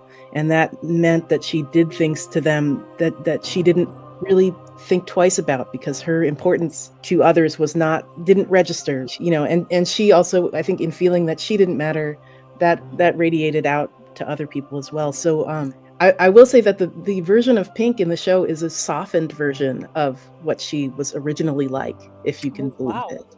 You know, I think that the sympathetic side of that, you know, her own self-depreciation, that was something that grew as we developed the character over time, and I see that influencing a lot of her actions. The story and characters of Steven Universe have a lot of nuance that's often lost in online discussion, which is how you get memes like Steven kicking it with Big H. So it's good for the creator to remind us that this is not a black and white story. Now, this doesn't mean Pink is in the clear. Yes, she didn't mean to hurt anyone, but that was still the end result. She's just not an evil mastermind who did everything out of malicious intent. Now, will her hitters be swayed by any of this? No, probably not. But some people warmed up to her after my vid, so who knows? Again, I just thought it was worth talking about. And with all that said, I'm done yapping for the day. Drop your thoughts in the comments below. Let me know if you wish we got to see any of these concepts in the show. Shout out to Janky Bones for the thumbnail, and thank you guys for watching. Peace! Remember when Pearl shapeshifted? I'm not talking about the time she took the form of Rose Quartz to stage Pink Diamond Shattering, or when she joined in the game of Steven Tag thousands of years later. I'm talking about when she turned into Greg Universe in a desperate plea to keep Rose by her side. Wait, what the hell? Of course, this wasn't something we saw in the show itself, but Rebecca Sugar revealed concept art of the incident not that long ago over on TikTok, and it's been living in my head rent-free ever since. And how could it not? We know Pearl was lethally down bad for Rose, but this is a new level of deranged, while also being pretty devastating once you think about the implications. This might be Pearl's darkest moment, the lowest point she ever hit, the darkest episode of Steven Universe that we never saw. So today, not only do I want to pinpoint when this would have happened in the timeline, but also highlight the other two instances where Pearl shapeshifted and unpack what this ability means to her and how each transformation represents different points in her character arc. Prepare to have your emotions shattered because this might get heavy. The first time Pearl shapeshifts is over 5,000 years prior to the events of the original series, when her and Rose conspired to end the Gem War by faking Pink Diamond's demise. Now I know a lot of people write this off as just Pink commanding Pearl to shapeshift, but there's a lot more to it. Pearl saw herself for the longest time as someone without agency, someone who needs to be told what to do. But the reality is, she had way more power in situations than she realized, and this is more apparent with Pink Diamond than anyone else. Pearl was intended to be a more sensible Pearl for Pink Diamond, grounding her impulsive decisions. Yet Pearl has always been prone to using her rationality to justify irrational things. She's an enabler. She practically created the persona of Rose Quartz, suggesting that Pink should shapeshift as a way to interact with other gems and explore the Earth incognito. We saw how that spiraled into Batman-level antics, something that Pearl wanted, as she admitted to having daydreams about running away on Earth with Rose Quartz specifically. she doesn't want to be with Pink, she wants to be with Rose. All of this is to say, Pearl associates shapeshifting with fantasy. Shapeshifting allows the two to live out their wildest dreams, and the persona of Rose Quartz embodies those dreams. So the stage-shattering of Pink Diamond wasn't just Pearl obeying orders. It was her making a conscious decision to liberate her and Rose from Homeworld and make the fantasy she sought after a reality. In fact, we know it wasn't an order, but something of Pearl's own volition, because as they're making preparations, she says she can't believe she's about to do this. It's a small line of dialogue, but one that emphasizes that Pearl is shocked at her own defiance. For a brief moment, Pearl became the embodiment of their hopes and dreams to destroy what she perceived as the embodiment of the oppressive system that's been holding them back. Pink's only real command, the only thing Pearl didn't have agency towards, was being told that no one can know about what really happened. Pearl's agency is also why she felt immense regret after the Diamond Blast, asking why she did it. Her actions led to her comrades getting turned into monsters who can barely comprehend what happened to them. She was supposed to be the logical one, the one who prevents catastrophes like this. But she enabled Pink, planning the idea of shapeshifting in the first place, and she ultimately hid behind a selfless cause to live out her selfish fantasy. While the act of poofing Pink Diamond while imitating her alter ego is pretty traumatic in its own right, it's the guilt that really made Pearl swear off shapeshifting. What she thought was a long-term plan was actually pretty short-sighted and resulted in a mountain of casualties. Shapeshifting became taboo in Pearl's eyes, which I'm sure contributed to how often she clashed with Amethyst at the start of the series, someone who loves shapeshifting. But hey, as long as Rose is around and their fantasy is intact, Pearl will never have to shapeshift again. Last year, Rebecca Sugar created a TikTok account where they've been giving us a glimpse into the creative process, which of course includes a ton of Steven Universe art. This past May, she posted concept art and sketches of young Greg during the height of his rockstar days. But going through all of these pages, you'll notice that one of these are not like the others. You know, the canvas of sketches where Pearl has assumed Greg's appearance, much to Rose's discomfort. While these are only a handful of sketches, there's enough context clues to piece together when this happened, why this happened, and why this specific flashback was omitted from the show proper. We all know the ballad of Greg, Rose, and Pearl. Greg and Rose hit it off, formed a meaningful connection, and Pearl was pretty salty to say the least. She thought Greg was just another one of Rose's flings. She's just entertaining him because he's entertaining to her. But ultimately, Rose's best match would have to be the one who was tailor-made for her, right? Another gem who could indulge in things that only gems could do, like fusion. Pearl thought she had this in the bag, so when she saw that the pair was able to look past fusion, that Rose was going to settle with Greg regardless, she panicked. Her anxiety and inner turmoil only worsened once Rose began expressing interest in having a child, sacrificing herself to make it happen. Suddenly, for the first time since the Gem War, their fantasy was in jeopardy, and it was because of a choice Rose made. Desperate to preserve their happily ever after, Pearl resorted to drastic measures and shape-shifted into Greg. Despite the immense guilt that's attached to shapeshifting, Pearl was willing to torment herself and take the form of the person she envied most to try and persuade Rose into believing that she doesn't need him. That Pearl can change just like a human, and unlike a human, she can be whatever Rose needs. Of course, this just saddened Rose, who begged Pearl to change back. But Rose has two pieces of dialogue on this page, and the second one made me question how Pearl was trying to win her over.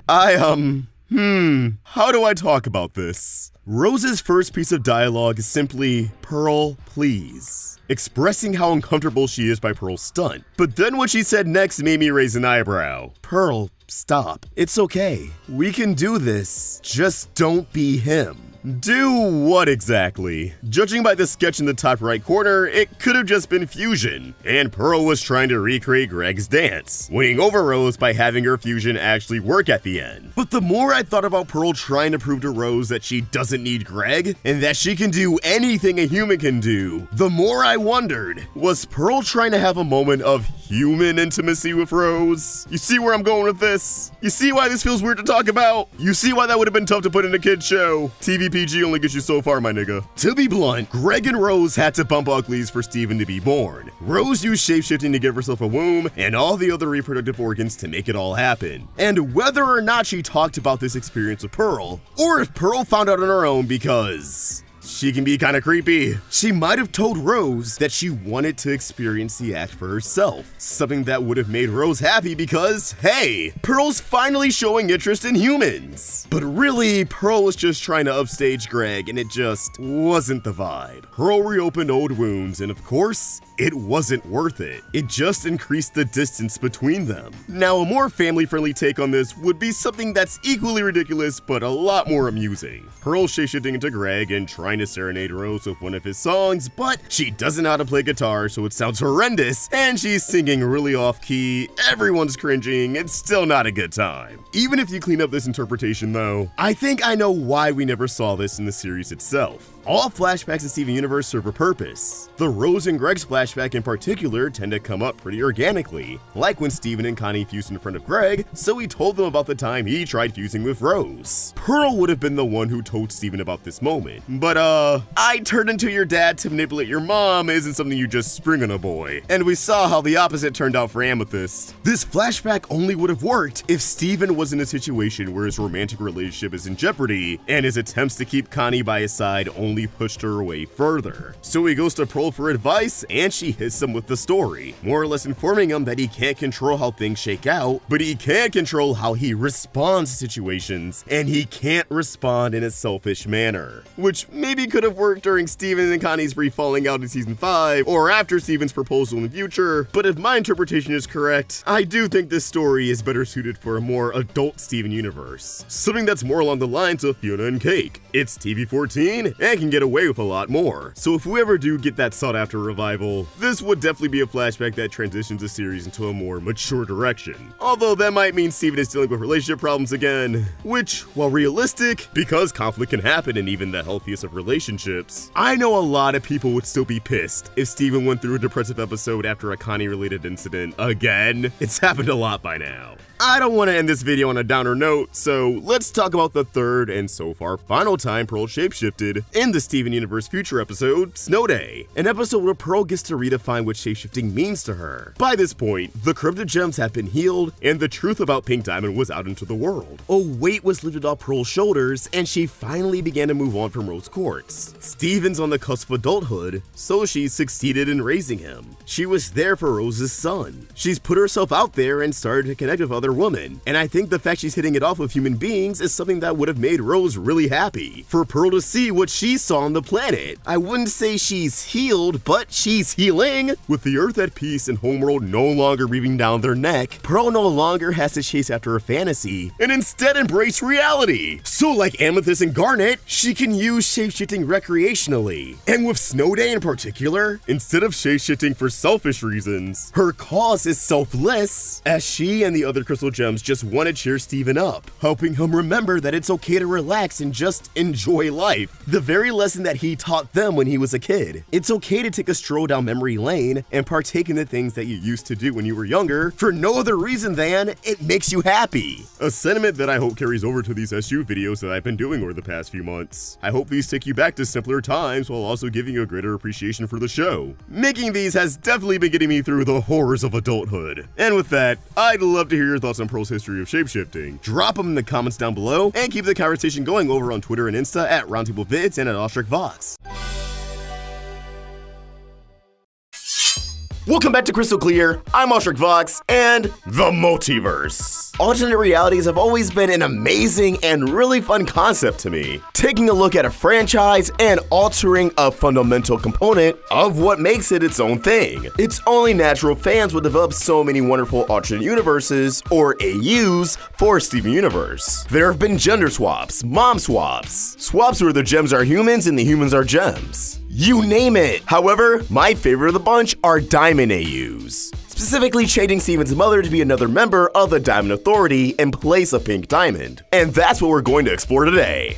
What if Steven's mother was Yellow Diamond or Blue Diamond or White Diamond? How could this alter the events of the series? Steven's own personality, his hobbies, the way he ticks. Now, I don't really look into these AUs beyond fan art on social media, so I would just rather focus on how Steven would behave differently depending on who his mother was. Pink and Steven have a lot in common. So although being raised by Greg has direct influence on Steven, I think some cracks will always shine through. Now, I'm not sure if Steven would have a gem weapon, as we haven't seen Yellow Diamond, Blue Diamond, or White Diamond have a gem weapon. So until those arise in the series proper, let's just work with what they gave us. Starting things off with Blue Diamond. Now, if I had to take a wild guess, I would assume Blue Steven is the most popular Diamond AU, solely due to Blue Diamond and Greg's interactions in the episode Steven's Dream. Greg being a diamond hopper becoming a huge fad in the fandom. And of course, the Crewniverse was already aware of it, planting a quick joke that calls back to the event and Reunited. Guess it's time to work the old universe charm. No! So I'd like to believe in this universe, Blue Diamond would fall in love with Greg after fighting humans and their abilities to empathize appealing. Let's say the Earth wasn't given a Pink Diamond, or that Blue was present on the planet more frequently before Pink Diamond created the persona of Rose Quartz. Blue encountering humans much earlier and actually being able to carry a conversation with them, causing her to be the one to develop cold feet. But do you guys think Blue Diamond would go as far as developing an alter ego and waging a war on herself? If this is an AU where the only thing we're substituting is Pink Diamond with Blue Diamond, then I assume it would go down like that, or at least a similar path. It's just hard to imagine Blue Diamond in that situation. Although she did stand up for Steven and turn on Yellow and change her mind, so I guess the idea isn't that far-fetched. Also, I should probably mention now, since Pink Diamond is smaller than the other diamonds, I like to imagine that if Steven did have a different diamond mom, he, as a result, would be taller. Not saying he'd be full-blown gem size, but I don't think we would need a 2-year time skip for him to have a neck. Now, Steven's already an emotional being, but it takes a lot to truly upset the Steven we know. I imagine being the son of Blue Diamond would make Steven a lot more susceptible to the emotional breakdowns he often powers through in the series proper. I also think Steven would also just be a lot more cynical while still retaining his kind heart. A great example of this would likely be Together Alone, and Steven's soured mood after White Diamond bailed on the ball.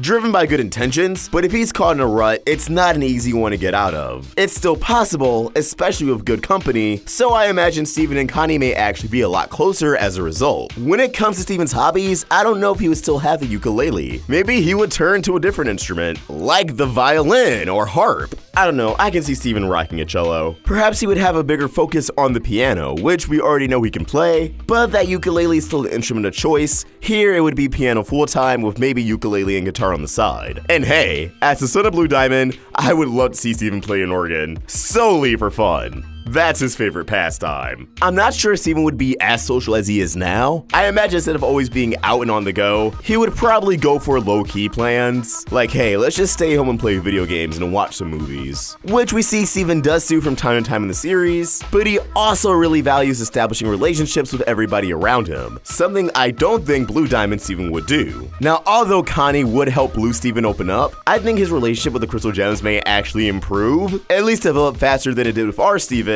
because of one sole reason. Steven would have pathokinesis. We saw how powerful and downright annoying this ability can be through everyone's contact with Blue Diamond. Now put into perspective how often babies cry, and how much more Steven would cry throughout the events of the series. If Steven was throwing up walls of aura every tantrum as a toddler, up until the beginning of the series, the gems would be forced to have a good cry until Steven could be calmed down. And I think naturally they would communicate with each other a lot more than they did with the Steven that we have. Like, just the nature of Blue Steven would definitely cause Amethyst to lash out, which would evolve into her talking out her feelings. Crying Steven's pathokinesis may just be too strong for Garnet to stay together all the time, causing her to inevitably split apart and lead to Steven meeting Ruby and Sapphire much earlier. And for Pearl, wait, how does Pearl work in this AU? Oh my god! We wouldn't have Pearl, we would have Blue Pearl! God bless fanfiction. Now, unfortunately for any adversaries, Steven's pathokinesis would make a lot of conflicts in the series a breeze. With this and the rest of Blue Diamond's arsenal like her beams of energy, could any opponent even stand in the way of Steven? I guess Steven would still want to help gems like Lapis, so that wouldn't change all too much, but I'm not sure the events of the return and jailbreak would even play out the same. Steven could immobilize Jasper before she could even poof Garnet or headbutt him into space. Something I do find interesting about all these AUs, however, is that that since Pink Diamond is still around, she would likely have more colonies. However, I don't think she would be evil or anything.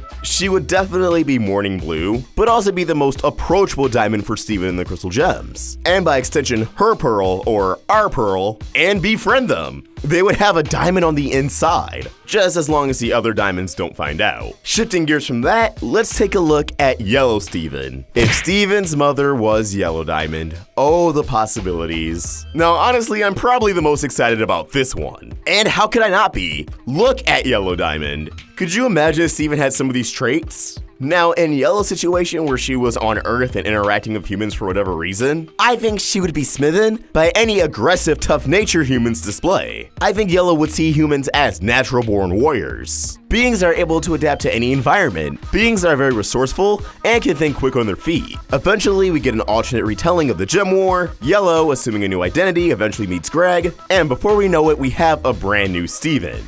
Now, I imagine Yellow Steven would probably be the coolest Steven. I definitely think he would be a lot more daring, definitely more extroverted. He'd have a bit of a temper, but his heart would always be in the right place. Much like Yellow Diamond, I don't think this Steven would be too keen to open up. Like, you would really have to pry his feelings out of him, which isn't too different from the Steven that we know, as he does, or at least did in the first 5 seasons, have a tendency to bottle things up and then just explode. And I can see that sticking for much longer with Yellow Steven. This doesn't mean he would be antisocial like Blue Steven. Again, he would be very outgoing, but as soon as the talk gets really deep, he's out of there, he doesn't want to hear it. Now, hear me out, I think Yellow Steven would actually go to school. Yeah, I can definitely see him in the same building as Lars, Sadie, the cool kids, just obviously in a lower grade. Reason being for this, with Yellow Diamond being Steven's mother, even if she's gone, I think Steven would still have a knack to be athletic, to join and partake in sports. He would have a desire for competition, to really put himself out there and always push his body to the limit. Now, obviously, as a half-human, half-gem, Steven would eventually grow to have strong advantages over the rest of his teammates and opponents, but I believe he would definitely keep things fair. Maybe instead of pushing himself to the limit, holding himself back if he needs to.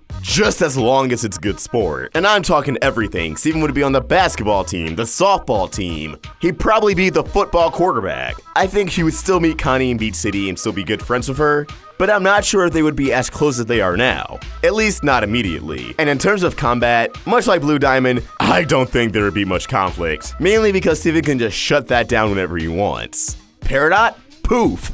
Jasper? Poof. Aquamarine? Poof. Topaz? Poof. The other diamonds? Yeah, if Yellow Diamond herself couldn't even poof Blue Diamond, at least not immediately, I think Steven would still have a good struggle. But catching corrupted gems? I don't think he would have much trouble. Now, although Steven wouldn't have a shield, I can definitely see him pulling a static shock. You know how Change Your Mind gave Peridot a trash that she can fly on? I can see Steven doing the same, just submerging it in electricity so he can control and glide wherever he desires. Who needs floating powers? Now, when it actually comes to the diamonds and how their redemptions could differ, again, I think Steven could still easily befriend Pink. If some events do play out the same, like Reunited, I think Steven can still put up a way easier fight, but instead of Yellow and Blue, it would be Pink and Blue, so it may not even be that much competition in the first place unless Pink Diamond just really snaps in this universe. And if White even tries pulling out that gem, I'm sorry, she's probably toast. We already saw she's gone. But imagine Pink Steven with an actual Yellow Steven? Yeah, at least one person's going to walk out of that room with their gem in 2 pieces. Last but not least, let's look at White Diamond. How greatly would Steven change if his mother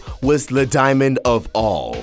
Well, first, I don't really believe the entire conflict in the series would have happened. I don't think there would be any variation of the Gem War, the corruption attack, any epic battles throughout space, and that's because White Diamond is the leader. And for her to even give human beings a shot, let alone fall in love with them, she would definitely have to change her mind way before Greg was even in existence. So White Steven? Oh wait, does that sound like racially insensitive? White Steven? Oh my god, did Yellow Steven? Oh god.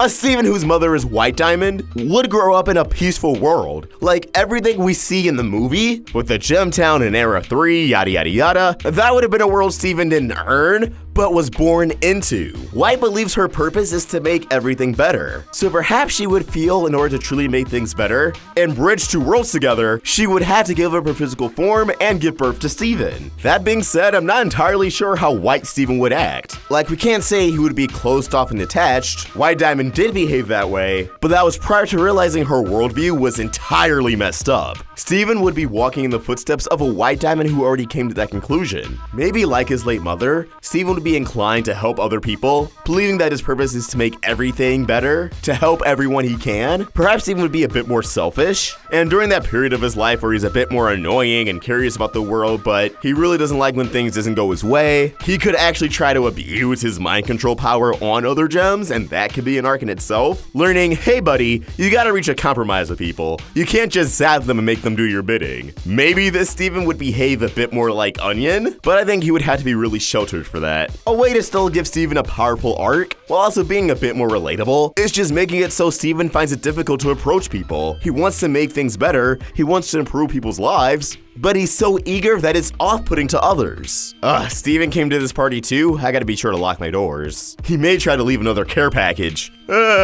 Alternate realities are always going to be a fun time to dig into. Love them, hate them, you can't deny that there's always going to be at least one interesting concept out there. And for me, that one interesting concept is, well, another member of the Authority falling in love with Greg. But as always, these are just my thoughts, and I want to hear yours. What do you think? Out of these three hypothetical Stevens, which one do you prefer the most? Heck, it can even be our own normal Steven, son of Pink Diamond. Let us know your thoughts in the comments below, or tweet your thoughts at Roundtable Vids. And for more of my own thoughts, you can find me at Vox. We're also on Instagram. Special thanks to Art with Coda for creating an awesome thumbnail. For more of his wonderful art, you can find him on Tumblr and Instagram at Art with Coda, and subscribe to his YouTube channel. The link down below in the description. Help the Roundtable grow by either becoming a member of this channel or supporting us over at Patreon. Link in the description. If you enjoyed this video, please don't forget to like and subscribe to the Roundtable for more great cartoon content. Thank you for watching, and I hope you have an awesome day. Vox, signing out. I truly believe that we're on the cusp of more Steven Universe. Not only does Rebecca Sugar want to continue the series, on top of Cartoon Network bringing back all their heavy hitters from the 2010s, but Rebecca Sugar is already working for Cartoon Network again, making an Adventure Time movie with a team of animation legends. Not to mention, Steven Universe is still pretty popular. It feels like something related to the show is always trending on TikTok. The stars are aligning, and I don't think anyone would be surprised if they announced a brand new Steven Universe project within the next couple years. Which sounds crazy, but like, I'm pretty sure they're going all in with Adventure Time and regular show, because Fiona and Cake was a huge hit, and that only premiered a year ago. Cartoon Network's trying to get back on track, and these projects seem to be going through a quick development process, being announced to the world not too long after production starts, which is bold. Now, when the idea of more Steven Universe gets floated around the interwebs, I often see two questions. The first being, hasn't Steven had enough? There's been 5 seasons, a movie, and an epilogue season. Honestly, I think this question is silly, because it feels like it ignores the fact that Adventure Time had 10 seasons, regular show had 8, and Gumball had 6. And whereas Steven Universe seasons got shorter as they went on, except for season 5 because they were canceled and then got a few more, Adventure Time and regular show in particular fluctuate, and both of their base shows are longer than all of Steven Universe combined. So if they can get more, then no, I don't think Steven has had enough.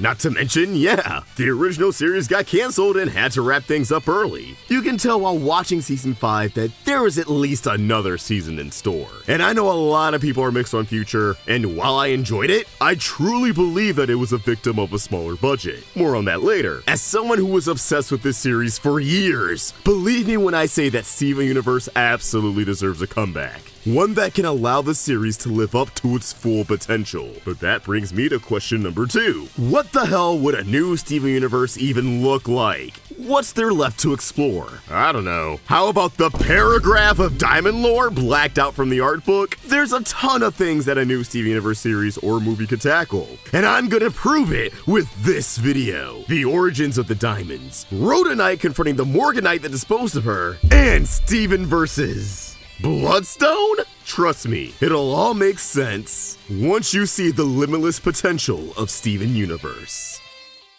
Real quick, this video is brought to you by our Patreon, where for just $1 you can get sneak peeks, your name featured at the end of videos, and a glimpse into projects we want to produce with your help. Supporting our Patreon also helps me afford cool art for videos, like this dope illustration by the homie Jakey Bones. So consider checking it out. And if you're in the market for some dope Steven Universe inspired merch, check out some of our designs over at Toondrip. We got some great stuff that you won't find in stores. Thanks for tuning in, y'all. Now on to the main event. First things first, any continuation of Steven Universe should follow the footsteps of Fiona and Cake by growing up with its audience, making the leap from a kid's show to an adult animated series, complete with a crisp TV-14 or TVMA rating. Which I should probably mention because I know not everyone lives in America, but most adult animated series are either rated TV-14 or TVMA. TV-14 is just a show equivalent of a PG-13 movie. I'm only going out of my way to clarify this because when Fiona and Cake came out, there was a decent amount of people who insisted it wasn't an adult animated series because 14-year-olds are teens, not adults. And that's true, I'm just explaining how the TV parental guidelines work. For whatever reason, they said, hey parents, if you got a kid under 14, they can't handle stuff like blood, swearing, and alcohol.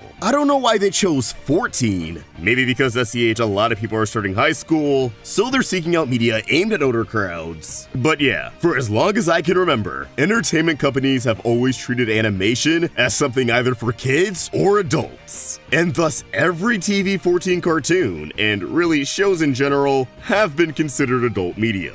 Now, the Fiona and Cake crew themselves refer to the show as a young adult animated series, which is a label that's a bit more common with books. And over there, it's pretty much the teen demographic. I think Barnes & Noble even listed as teens and young adults on their website. So if you just want to call them teen shows, there's that. This honestly could be a video on its own because it's giving me the urge to talk about a bunch of shows that aren't Steven Universe, but you get the point. TV-14 lets you push the envelope a lot more than a Y7 or PG rating, and after Adventure Time proved that you can turn a TV PG kids show into a TV 14 young adult show and make it work, I'm itching to see what Steven Universe could do with that level of freedom. Now you may be thinking, you just want to hear Pearl say fuck, don't you? Yes. Excuse me, ASS spells ass. But there's a lot more to this sentiment than simply wanting an edgy Steven Universe. I do want that, but let me cook. A big part of Steven Universe's appeal is its subject matter. People obviously love the characters and the music and the lore, but there was so much praise for how it depicted a variety of complex relationships and its exploration of things such as loss, trauma, identity, and morality. And while it got heavy in a lot of those areas, they still had to pull punches because it's ultimately marketed towards kids, and in the context of the show itself, Steven was a kid. He was already being exposed to more than he could handle at a young age. But if you give us a Steven that's a little bit older, in a project that's geared towards a more adult audience, no more punches have to be pulled, and they can go all in. Not that I want Steven to be put through the ringer again, but I do want to see how he'd respond in situations that are even more complex than the Diamond Authority, which was ultimately a situation where he had a pretty good trump card. Much like Adventure Time and regular show, it was clear that Steven was restricted by the TV PG rating, though that didn't really stop it from getting freaky. And like both those shows, said restrictions had their own pros and cons. It forces the crewniverse to get creative, but there's also lines they can't cross. Hell, it's common knowledge at this point, but the fact the original series got canned because of the Ruby and Sapphire wedding is insane, and a direct result of it being a kids show. That clearly wouldn't have been an issue if the show was bumped up to TV-14. I also feel like Steven Universe got hit harder than most by Cartoon Network's late 2010s mission to cater to a younger demographic. You know, when a lot of their programming leaned into a cutesy aesthetic instead of prioritizing the rule of cool. The show lost a lot of its edge and horror elements as it progressed. You still had traces of it here and there, but for the most part, seasons 4 and 5 feel a lot more sanitized than seasons 1 and 2. It's a shame because if you look at Rebecca Sugar's other works before Steven Universe, you can see that they have an affinity for darker stories that have a gritty look to them, grotesque expressions, body horror, and so on. Things that used to be a lot more prevalent in Steven Universe before the tone shifted. Like, yeah, White Diamond pulling out Steven's gem was creepy, but But if season 5 had the same dog in it that season 1 had, it would have been straight up horrific. The only thing that really matched the intensity of the first 2 seasons were the topazes trapping everyone through fusion.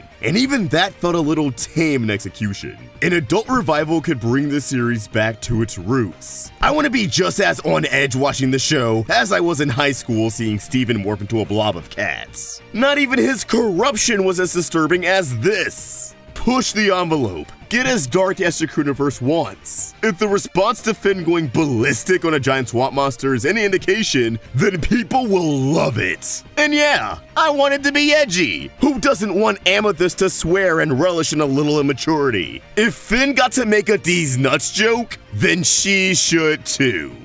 No way! You always driving into people's cars, bitch? And I don't need your fat ass getting in the way.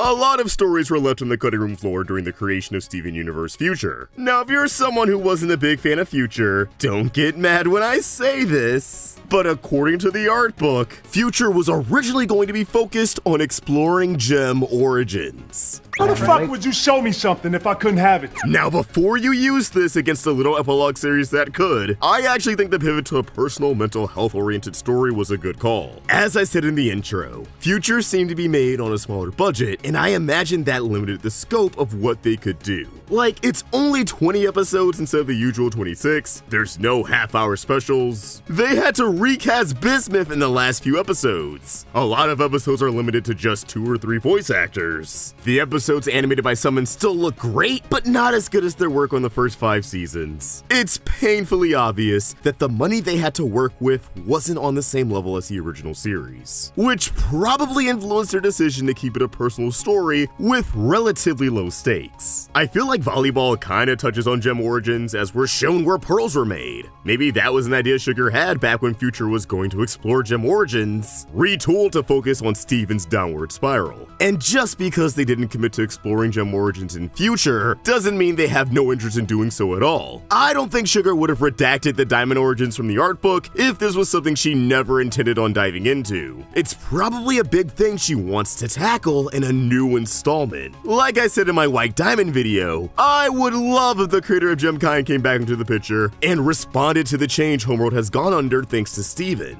Does the creator approve or disapprove? How would White, Yellow, and Blue react to their return? Or what if the creators are dead because of the diamonds, who, for some reason, don't know about it? Uncovering gem origins could actually justify a shift into an adult demographic, and vice versa. While it's definitely something that could have been pulled off in the original series, I find that people tend to care about their roots later on in life, rather than when they're a kid or teenager. If Steven's older, he may naturally grow curious about where gems come from, where he comes from, and he seeks out an answer. Though I would rather prefer an adventure that's set up with a dramatic inciting incident. Depending on how dark the diamond origins are though, breaking free from the chains of a TV PG rating may actually benefit how said origins are depicted. Another scrap story that they can implement is the origin of Rhodonite. Originally there was going to be an episode where Peridot made a device that could tell gems how many times they've been rejuvenated. As it would turn out, Rhodonite was rejuvenated 17 times while serving Morganite, a gem who created palanquins for the diamonds. Every time their Pearl and Ruby fell in love and fused, Morganite would hit them with the factory reset.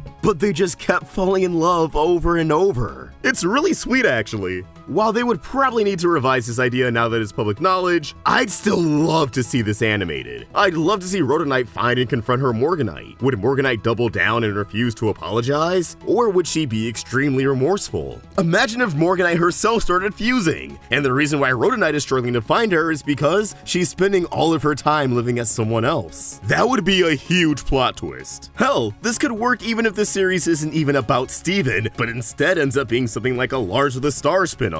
That's something I would gladly welcome with open arms instead of a continuation of Steven's story because 1. Lars's captain design is dope, 2. I'm still mad we didn't get to see Lars use his powers, and 3. That means we get to explore more of space, and I'm always gonna be down for that. I do want to learn more about gem culture though. We know where pearls and quartz soldiers come from, but what other gems are made a little differently? What were the exact purposes of colonies? How far out into the galaxy did the gems expand? These are questions I'm dying to to know the answers to. But gem origins don't guarantee conflict, and Steven Universe is always at its best when there's a problem that needs to be solved. But instead of giving us another gem as a central threat, what if the big bad was instead a human?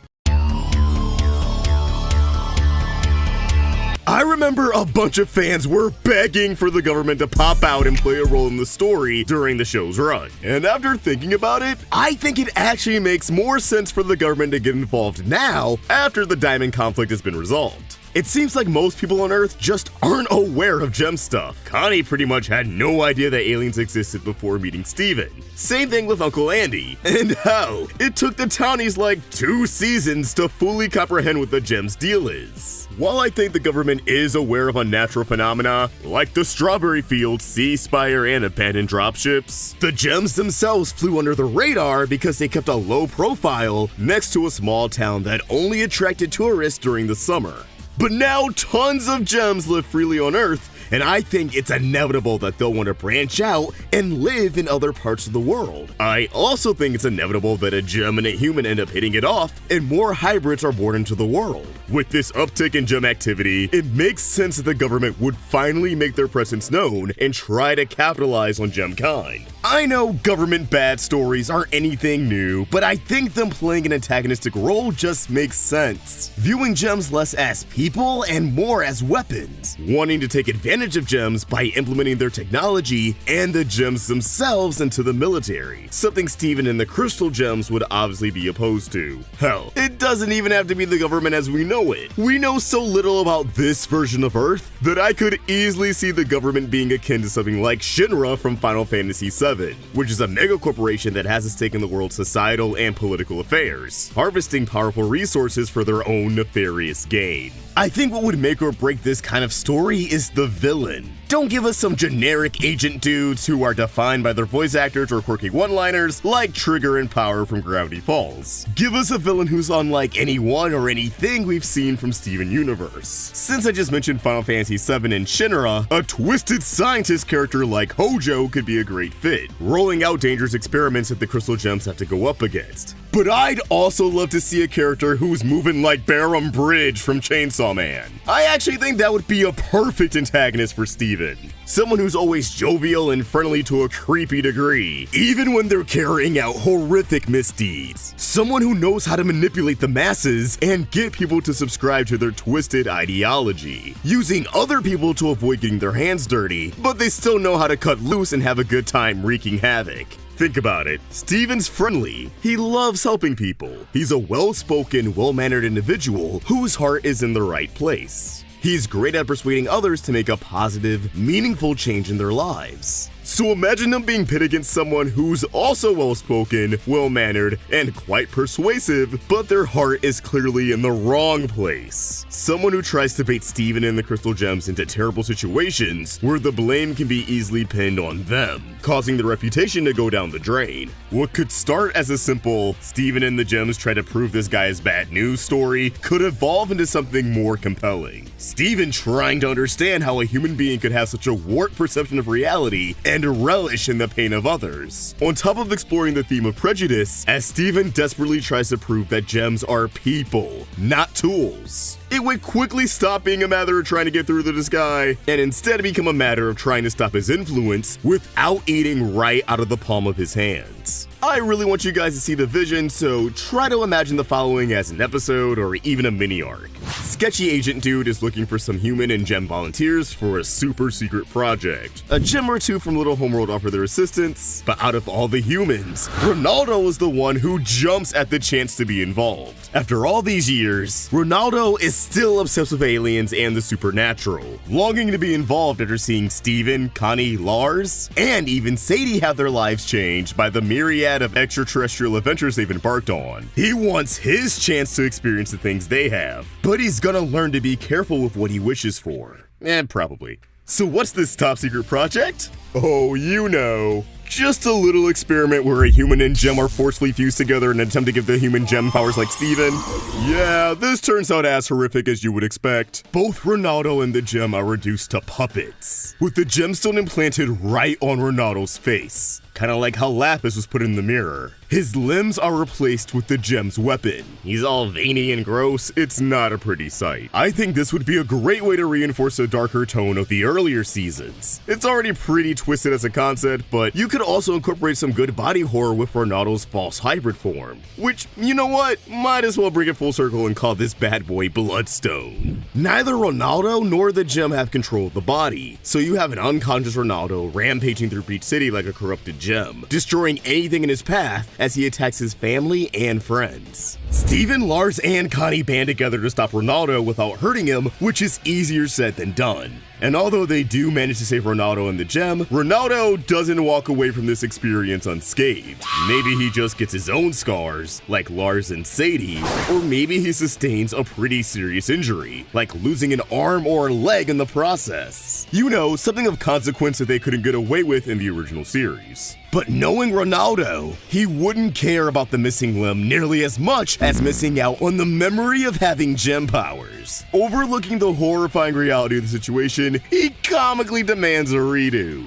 which just leaves everyone pretty annoyed. Meanwhile, our sketchy agent dude is able to take control of the narrative because Ronaldo's rampage has people terrified of what gems are capable of, covering up his involvement in the whole ordeal. As far as the public's concerned, a gem just possessed a random guy. In general, I think human antagonists would be a pretty welcome addition to the series, and it's something that can both build off what's come before it, while also pushing the series in a more mature direction. Steven got a taste of how the world may react to gems with Uncle Andy, someone who was not rocking with the gems at all when he first met Steven. Andy had an innate prejudice against them, and it really feels like the only reason he was able to work past that was because of his relation to Steven. Steven's half gem, accepting him meant accepting gemkind as a whole. But aside from the fact that things don't always work out like that in real life, Steven's just not going to be able to win everyone over, especially when he doesn't have a familial connection to fall back on. I know people aren't super thrilled when a show like Steven Universe has on-the-nose political commentary. Gem Harvest isn't exactly a favorite, but I do think a conflict like this could challenge Steven's character in a meaningful way. Yeah, maybe you'll roll your eyes when someone inevitably shouts, "Go back to Homeworld" at a gem, but you'll also be on the edge of your seat when some humans steal destabilizers and try to jump a gem, only for Jasper to hop in and turn that bitch into a scene out of Invincible. I mean, damn! Tell me Jasper beefing with human protesters wouldn't be entertaining in its own right. Also, nearly every conflict in this series is about the hardships marginalized people face, so I really don't think this would be a deal breaker. I truly think you could get something great out of Steven trying to fight for gemkind's right to live freely on Earth, but instead of going up against an alien empire, he's simply dealing with other humans, and they're a lot harder to crack. And characters like Jasper and Bluebird aren't helping out at all. Jasper's obviously not going to tolerate any disrespect, so she would definitely choose to fight instead of ignoring it or talking things out. And Bluebird would just want Steven to fail, and would have no qualms incriminating gems to make it happen. I'm telling y'all, this is an arc that's brimming with potential. As long as the story makes good use of its sci-fi fantasy elements to keep it interesting, human antagonist and government interference could truly lead to one of the best arcs we've seen from Steven Universe. You want to know something that really annoyed me with Steven Universe? While the show did introduce a pretty good amount of gems, it still felt like we were cheated out of meeting so many more. Especially on Homeworld, where they copped out of designing new gems by only showing the back of their bodies. Who are you people? I get not wanting to design a plethora of characters who aren't even gonna have speaking roles, and so much work already went into these episodes and the movie, but speaking purely as a fan, it just felt very underwhelming after being kept in the dark about Homeworld for so long. Same thing with most of the little Homeworld gems being quartzes or variants of gems we've seen before. But I could yap about Future for an entire video. The point is, I'd love to see new gems and really new aliens in general. Give us some more animalistic creatures like those Stefani encountered in Jungle Moon, and give us a new race of humanoid aliens on par with the gems. Ian did say that humans were the only other intelligent life that gems encountered, but that's just one galaxy. Who's to say super smart aliens aren't chilling a few Milky Ways over? Or just bring them in from another dimension. It's a cartoon, you can make it work. I remember there used to be a fan idea where instead of gems, there would be metals that function pretty much the same but would skew more masculine in appearance. I know there's Bismuth, who's a gem but is named after a metal, but who cares? Different dimension or whatever. There was this one AU art with Coda came up with years ago, where instead of gems, they were flower people, and honestly, I'd love to see that as a whole race. They don't have to be a carbon copy of gems either. There would be different types of flowers that had different abilities and tasks, sure, but some could look like Gardevoir, some could look like Piranha Plant, and some could look like fairies or poison ivy. I don't know, I'm just spitballing at this point, but I definitely think people would eat something like this up. The fan art, the cosplays, the sonas, it'd pop off. And those are all things the Crewniverse were aware of and leaned into, and I miss having cartoons that engage with their audience on that level. But also, new aliens means new worlds, and just going off what we did see of Homeworld, alongside the substantial amount of world building they pulled off in 5 seasons, it's clear the Crewniverse knows how to invent unique locations with an amazing atmosphere. How could you not want more of that? You know, provided we get to be in those places for more than 5 seconds.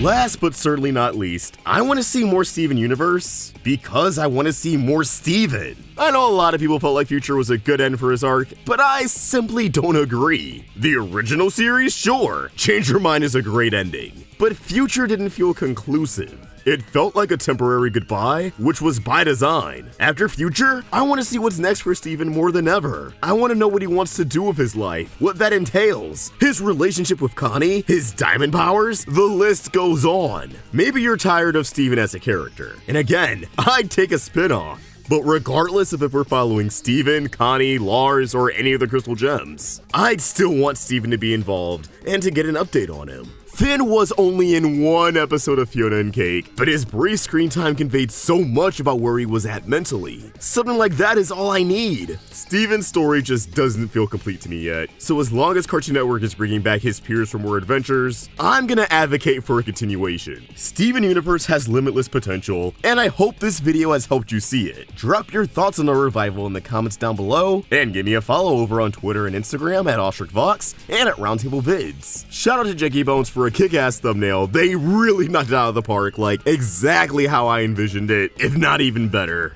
Give them a follow at JankyBone on Twitter. Links to everything in the description. Steven Universe. It's a popular show, an influential show. Some may even say revolutionary. However, when discussing the show, there's still one point of contention that rages on to this day. Something that fans are still divided on, and likely will be for years to come. I am of course referring to the plot itself. Yeah, throughout the years, many viewers of Steven Universe have critiqued its major plot points and story arcs. I could not keep track if I tried. On every time a new episode or a new Steven bomb came and went, and reactions to whatever story arc provided was met with some praise, but was also met with a lot of venom. I have done hundreds of theories on Steven Universe, and probably hundreds of more to come. Something that always stuck with me, even if I didn't necessarily believe it, were comments I would see now and then saying, "Oh my god, you should be a writer for the show." I would definitely watch your Steven Universe. Well, recently, content on how a show or movie should have ended has kind of taken off, especially after the conclusion of Game of Thrones. This got me thinking, I should do this with Steven Universe. So today, I present the first installment of what I hope to be a series, Steven Universe Rewritten. Going through a portion of the series, altering some events, and providing an alternate route for things. Coming to a similar conclusion found in the show, but with an arguably different journey. Also, before we begin, this video was a bit more expensive to produce than usual, simply because I had to commission some storyboards for things that I can't really provide footage for. Shout out to Art with Coda. So if we can get this video to 4,000 likes, I will create a part 2. You do not have to throw a like right now. You can throw it at the end of the video if you decide you did agree with everything I said, if you want to see what else I would change, but that's the requirement I'm setting for this one. It shouldn't be too hard to achieve, but YouTube really is a back and forth. Sometimes it's an uphill battle, sometimes it's smooth sailing. You never know what you're going to get. Let's also set some ground rules. 1, some major story beats won't change. For example, Rose Quartz being Pink Diamond, or the Diamond Redemption. Again, the routes may be altered. Steven could find out Rose's Pink Diamond through different means, but going back to those "you should be a writer in the show" comments, in an alternate timeline where I was older and a part of the Crewniverse, one of the head writers alongside Matt Burnett and Ben Levin, there would have been some plot points I could not have changed. Things like Rose Quartz being Pink Diamond, and I'm sure the Diamond Redemption, Pink Steven. These were all things Rebecca Sugar had outlined since day one. She clearly had an important story to tell, and Rose Quartz being Pink Diamond feeds directly into Steven's identity crisis, a plotline and message that's too important to change. What I really want to improve with Steven Universe is its cast of characters and their development, bringing the show back to its season 1 and 2 momentum, where something's always happening, where the characters are always involved, a fun series in many aspects, and yes, more action scenes. Also in my rewrite, some episodes can become half hours. I can add brand new episodes. And I do have an end goal in mind with this entire series, so if they're all a success and we get to the final episode of Steven Universe Rewritten, you'll see what I'm going for with some of the changes you'll find in here. That being said, we're going to start with Season 4, as really there isn't much, if anything, I would change about Seasons 1 to 3. They're great. I love them. Season 4, however, is definitely the infamous season of the show. It does not have the best reputation with viewers. I think a lot of that comes from how long it took to air, alongside the abundance of episodes that really did not mean anything. Now, some of these rewrites I will get in depth with.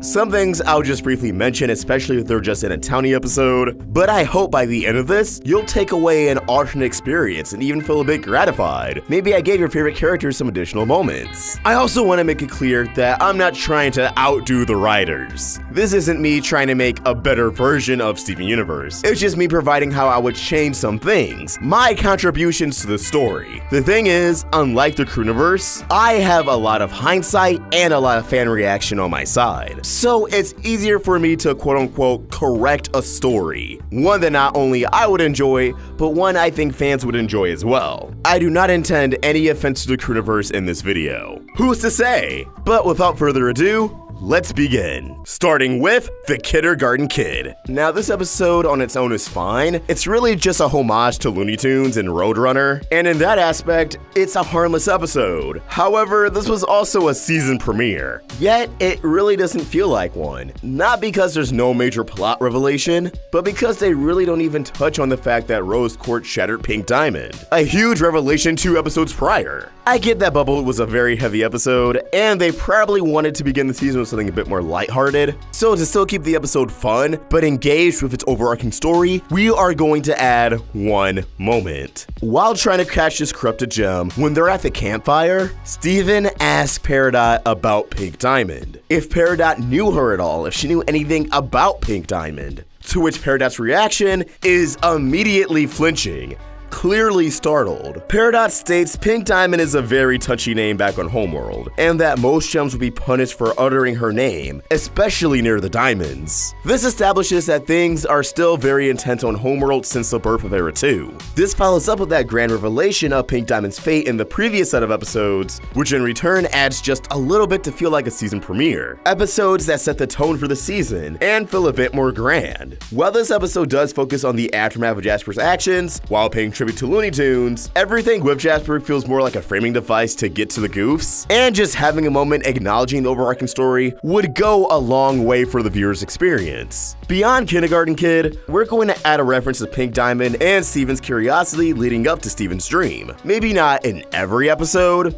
maybe just every other one. And yeah, those tiny episodes kind of lose their episodic feel if you add a nod to Pink Diamond. Like in a universe where the show actually got reruns on Cartoon Network, they would probably be confused if that was the first time engaging with the show. And for that, I say, forget those people. Being confused should drive them to catch up with the show anyways. But as an example, in Future Boy Zoltron, when Garnet patches on her Future Vision to Steven to help Mr. Smiley and Mr. Frowny, Steven could briefly be tempted to use Future Vision for his own benefit. Because although Steven likes helping people, he's still a kid. He has those impulses, as we see in Steven's dream. Let's say he uses the Future Vision to peek into what would happen if he asked the gems about Pink Diamond, if he investigated, and he would get a brief glimpse of Pink Diamond's pelican. Or maybe maybe even just the illustration of it from Buddy's book. This throws Steven off his game, and adds to the discouragement he succumbs to after peering into the possibilities of Franny's responses. In Gem Harvest, while everyone's gathered around the table, and Lapis already made things a bit awkward by addressing her passive-aggressive hostility towards the crystal gems, Steven's mind naturally goes towards the gem war from here, and works up the courage to ask everyone about Pink Diamond, but is interrupted by Uncle Andy's sudden departure from the dinner, continuing the rest of the episode as normal.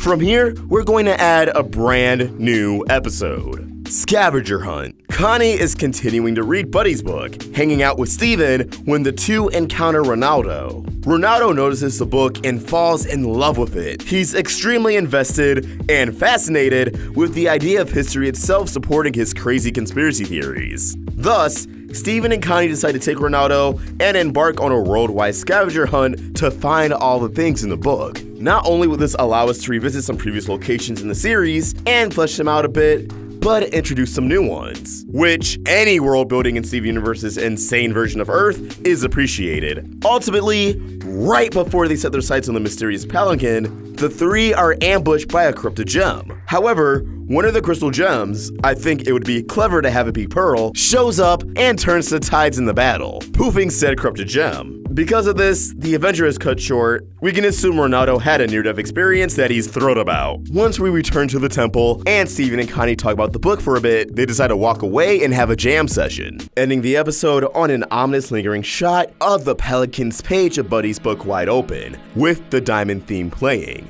This leads into Steven's dream, where we're going to have some big changes to this episode, and this is where we truly begin to rewrite the show in a significant way. First things first, this episode is going to become a double-length half hour. This allows for an important subplot to be added into the episode. Steven's dream initially plays out as normal. Steven has strange dreams of Pink Diamond's Pelican, has a talk with Greg about Rose and Pink Diamond, Connie brings Buddy's book, Steven asks the gems about it, the argument ensues, but Steven doesn't go back to Greg quite yet. Steven instead pouts around the temple, thinking to himself, I just wish I had one gem in this temple who knew about Pink Diamond and would talk to me about it, which gives him an idea. Steven goes to the burning room and makes a very desperate and risky decision. He unbubbles Jasper. Of course, she's corrupted, but this is where Monster Reunion plays an even bigger role in the story. Steven has managed to bond, connect, and communicate with credit gems in the past, thanks to Centipedal. So he does the same thing here.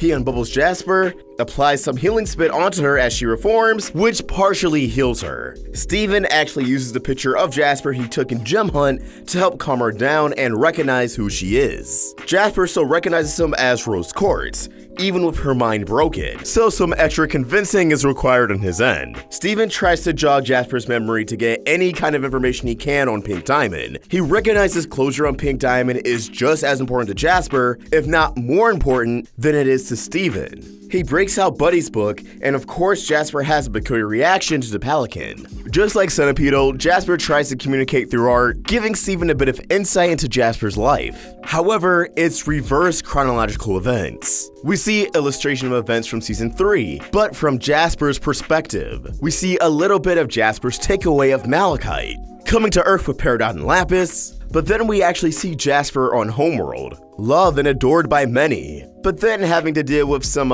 rather unpleasant comments from Yellow Diamond. We see the pressures that Jasper endures. And even though it's all through illustrations, both the audience and Steven understand Jasper's pain abundantly clear. The illustrations backtrack a bit to the Gem War, and then to Pink Diamond's Pelican, where Jasper begins to have a bit of a breakdown. But before she completely reverts back into full corrupted gem, Steven decides to go to Greg for help and to take him and Jasper to Korea, bringing us to the episode's third act. The three arrive to the Pelican.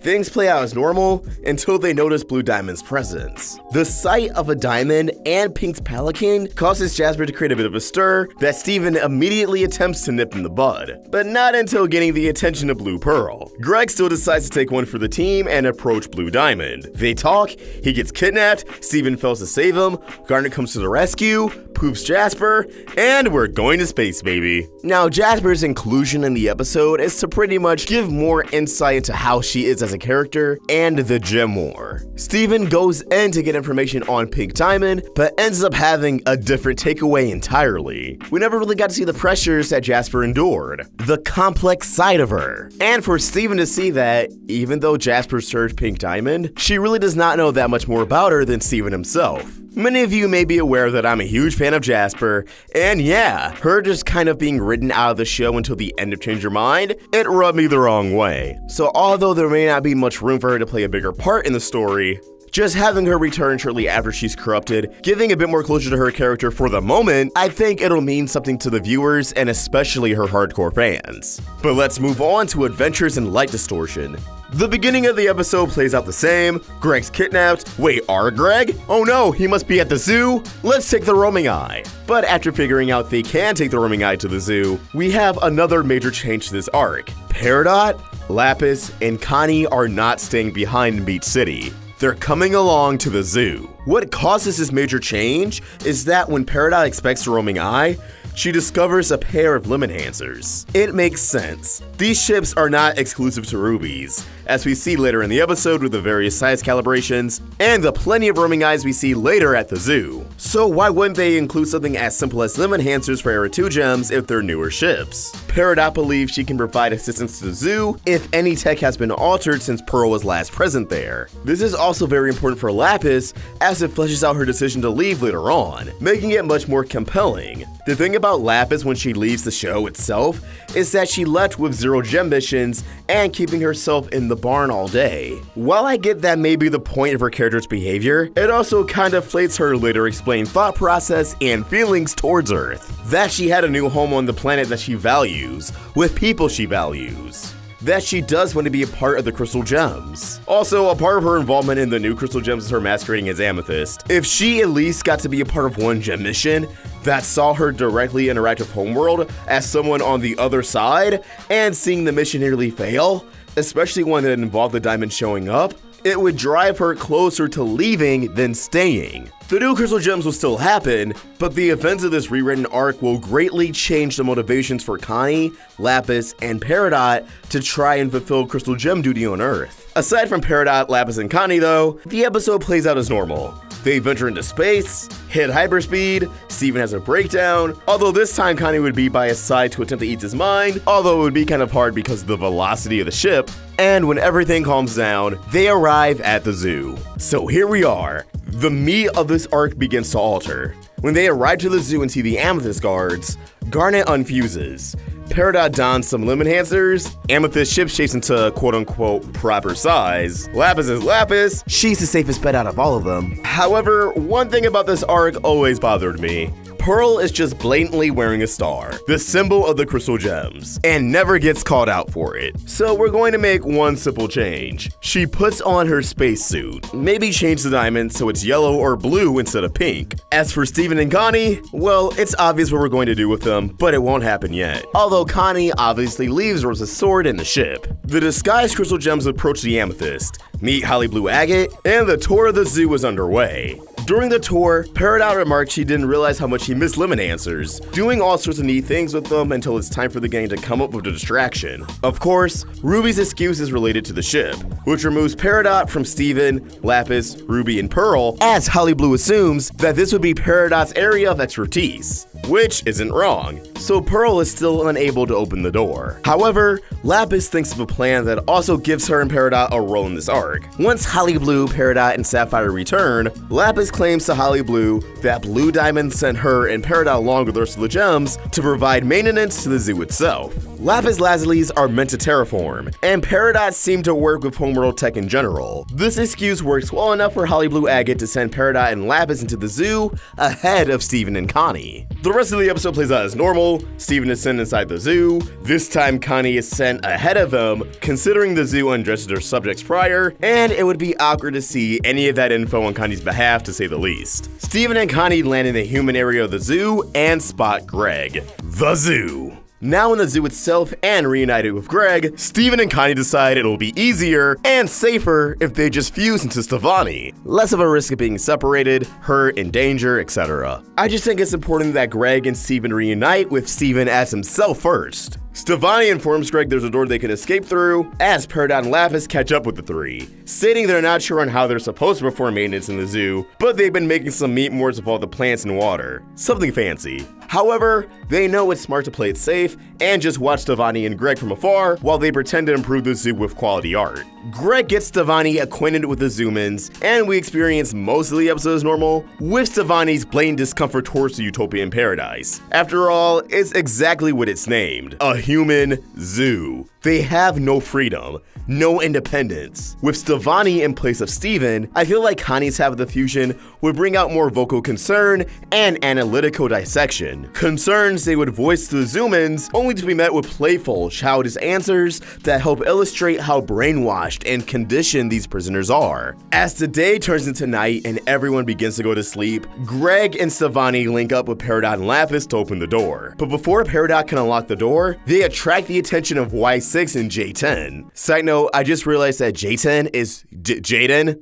you know, a regular name. That's pretty cool, you know? Which of course startles Peridot and Lapis. J10 explains the door is only open once, where a gem came to aid a human that was hurt. This isn't a story he simply relays to them, but he actually shows them a mural on the wall. Lapis, still able to see and view Stevani, assumes the gem in question is rose quartz, due to Steven's own healing ability. But as we get to see a good look at the mural, we discover the gem in question, who healed a zoom-in, was none other than the silhouette of Pink Diamond, planting some somewhat on the nose foreshadowing that rose quartz is Pink Diamond. Yet, it's only on the nose because of hindsight. But imagine the time of premiere. People would have been divided, either assuming Rose is Pink Diamond or that the two share the same powers. Since Steven doesn't know what Pink Diamond exactly looks like, however, and the mural is only straightforward to Lapis and the viewers, Stevani simply assumes the gem will emerge if they stage an incident. Unfortunately, after knocking the wind out of Greg, no gem comes to their call.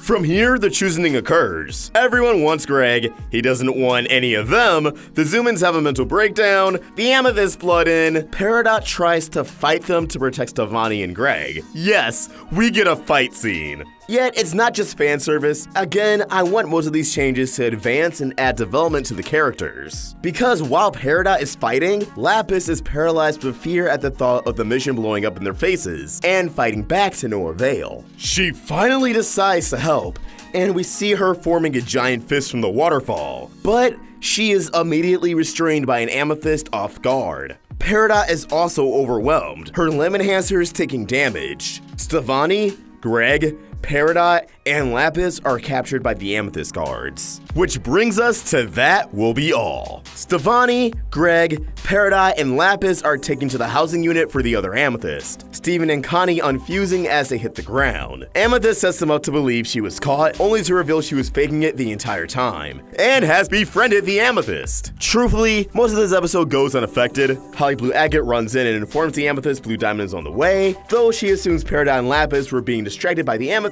and apologizes. Greg, Steven, and Connie run behind the other Amethyst and run into Pink Diamond's room that contains all the bubbled rose quartzes. Blue and Yellow Diamond enter the room. Yellow tries to push Blue to move on. She sings what's used to feeling blue. She gets upset. Ruby, Sapphire, and this time Lapis enter the room with Holly Blue Agate. Blue Diamond actually remarks how happy she is to see a Lapis, as they're high-ranking gems that are always loyal and valued. Sapphire lies to Blue Diamond enough to convince both Diamonds that Blue really does long for more humans, to which Yellow inquires about the cluster, learns it'll emerge soon, and remarks, then there's still time. That will be all. On everyone's way out, Holly Blue has her spiel and notices the gems are trying to smuggle out 3 humans. Holly removes her whip, and instead of Ruby and Sapphire refusing into Garnet and intercepting the whip, Peridot, Lapis, and Connie, who was able to grab Rose's sword from the ship while Holly Blue prepared her whip, all make an attempt to take on Holly Blue. It's more of a coincidence all 3 spring into action instead of planned, except it is planned from a writer's standpoint for the new crystal gems.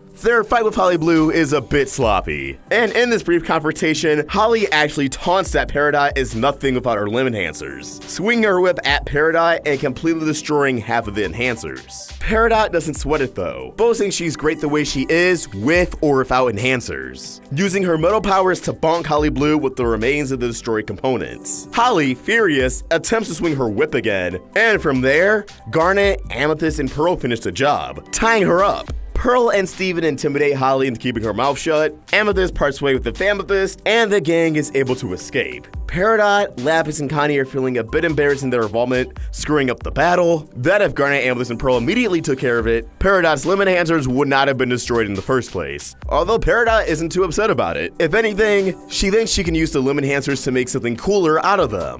Plot point. Steven and Greg have their emotional chat, and the voyage to Beach City begins. However, the new Crystal Gems won't be the immediate next episode. Oh no, there's something we gotta take care of. Something Steven would get on their way home. But let's save that for next time. I know this first episode didn't greatly rewrite everything, but I hope you guys can kind of pick up on some of the seeds I planted throughout the video for future character development that I want to flesh out in these upcoming parts. Now the next episode will probably focus on the second half of season 2. I do have some rewriting planned for there, and then episode 3 will probably focus on the first half of season 5, and the rest I won't give away. But you have a good idea of how much content I'm going to cover each episode. As always though, I want to hear your thoughts. Do you like my rewrites? Do you disagree with anything? Where do you think it could go? All feedback is good feedback. Let us know your thoughts in the comments below, or tweet your thoughts at Roundtable Vids. Look, there's no denying that although Steven Universe is regarded as one of Cartoon Network's greatest achievements, a lot of viewers walked away from the ending of the original series with a bittersweet taste in their mouth, if not flat out soured. This could ultimately be due to an array of reasons. We all have our opinions, and opinions are of course subjective, but I believe the most common complaint is that the final episodes of Steven Universe, especially its hour-long conclusion Change Your Mind, were rushed. The series that took its time with things, had fun living in the moment, and utilize emotional catharsis to remind us that slow and steady wins the race, is suddenly blasting through its most important parts at absolute light speed, leaving us unfulfilled of world building, moments of true character resolution, and straight up fan service that we've desired for years. And it felt strange because as we began to approach the endgame in season 4, it really felt like they were doing their best to bring everything back full circle, tying everything back to the very beginning. Whether if it was Aquamarine and Topaz abducting the citizens of Beach City based off of a list Steven curated offhand in season 1 in casual conversation, or Lars Barriga having a complete transformation on Homeworld, dying and then being immediately resurrected, discovering a brand new identity. It truly felt like everything was coming back together. The actions and progressions of these characters, plot points that viewers suspected were abandoned, and even side characters that fans just wrote off as random townies such as Lars, who was one of the most hated characters before the beginning of season 5. The spirit of everything coming full circle is felt throughout the Era 3 arc, but it's only in favor of zipping to the next plot point, lacking payoff. This would be rectified through Steven Universe the movie and Steven Universe Future, but how did things end up like this in the first place? In this age of the internet, we'd be quick to just pin the blame on the writers, the showrunner, maybe they were too big for their britches, but the truth is so much more than that. The truth is, Steven Universe was an uphill battle, and the state of its final season, the existence of Steven Universe Future, in the form that we received, it was all a result of the series initially being cut short, and the severe impact that would have on the story. So today, I want to let this tale be known. What happened to Steven Universe that gave the original series its divisive ending? And more importantly, I want to take a look at What If. What if the original Steven Universe had that additional season to flesh things out and properly tell the story they had envisioned? What could have been Steven Universe Season 6? So, in a lot of ways, this video may serve as closure for those who were deeply invested in the Steven Universe, but started to feel as if something was off and unsatisfying before Change Your Mind even premiered. That in that final arc, it felt like things were coming to a head. But why did it feel as if we should not have been at this point yet? For this, we jump to a Polygon interview with Rebecca Sugar herself, which reads the following.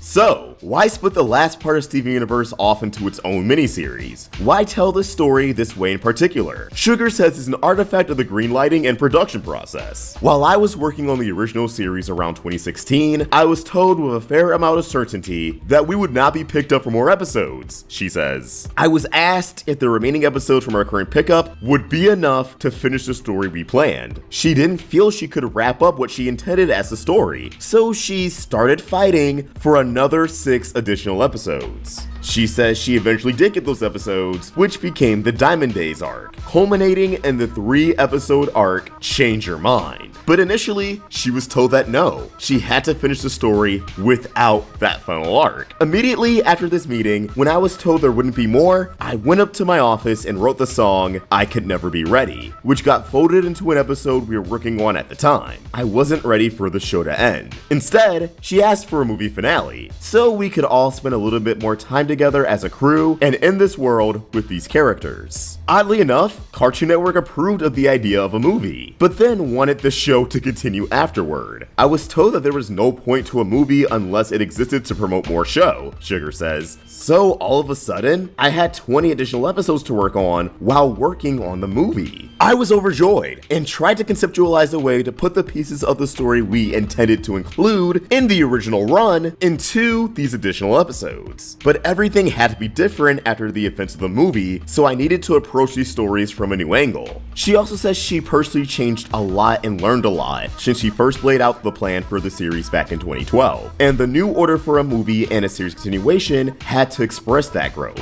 by letting Steven grow up a little bit as well. At the same time, the show had been an emotional roller coaster for us and crew members were moving on, so that became part of the story of Steven Universe Future. A separate interview with Entertainment Weekly pretty much conveys all this information, but also makes an important distinction that when fighting for the 6 additional episodes in season 5, Sugar also had to shift other arcs to Future to give them more room. Keep those additional arcs in mind because I think identifying those arcs is important in order to figure out what was intended to be given more time in the original series. But as to why Steven Universe was rushed, there's your answer. It's kind of just business as usual. As I assume you guys already know, Sugar already risked it all to include the Ruby and Sapphire wedding. But this in itself put the show in jeopardy of losing funding from International, where a noticeable amount of the show's funding came from. So if the timeline in my head matches up with reality, it does make sense that the network would say, alright, yeah, we'll do the wedding, but this will probably be the last season because of the lack of funding that may accompany that. However, I'm pretty confident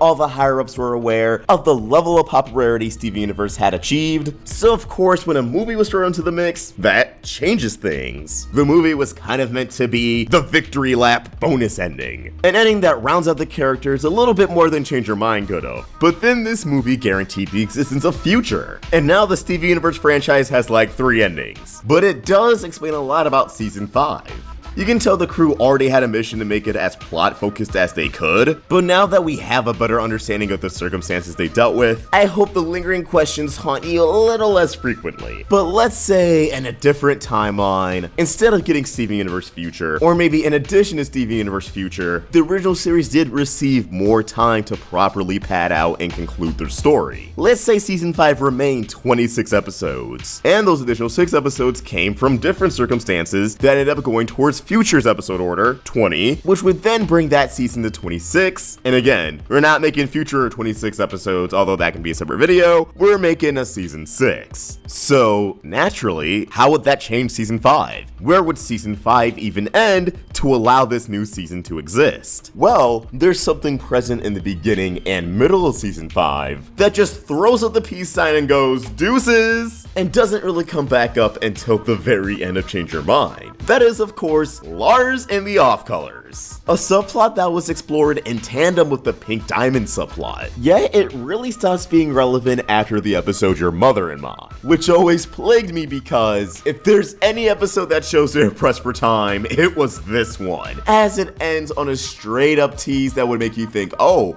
we're having a story arc, only for the next episode to be the big show. Well, you know what? Since we suddenly have another season, we're gonna explore how season 5 would change at this episode. And just so you guys know, Can't Go Back in a Single Pale Rose would pretty much happen the exact same way they transpire, but I'm going to place them at the end of season 5. These 2 episodes are the season 5 finale. How do we come up with 12 episodes in between?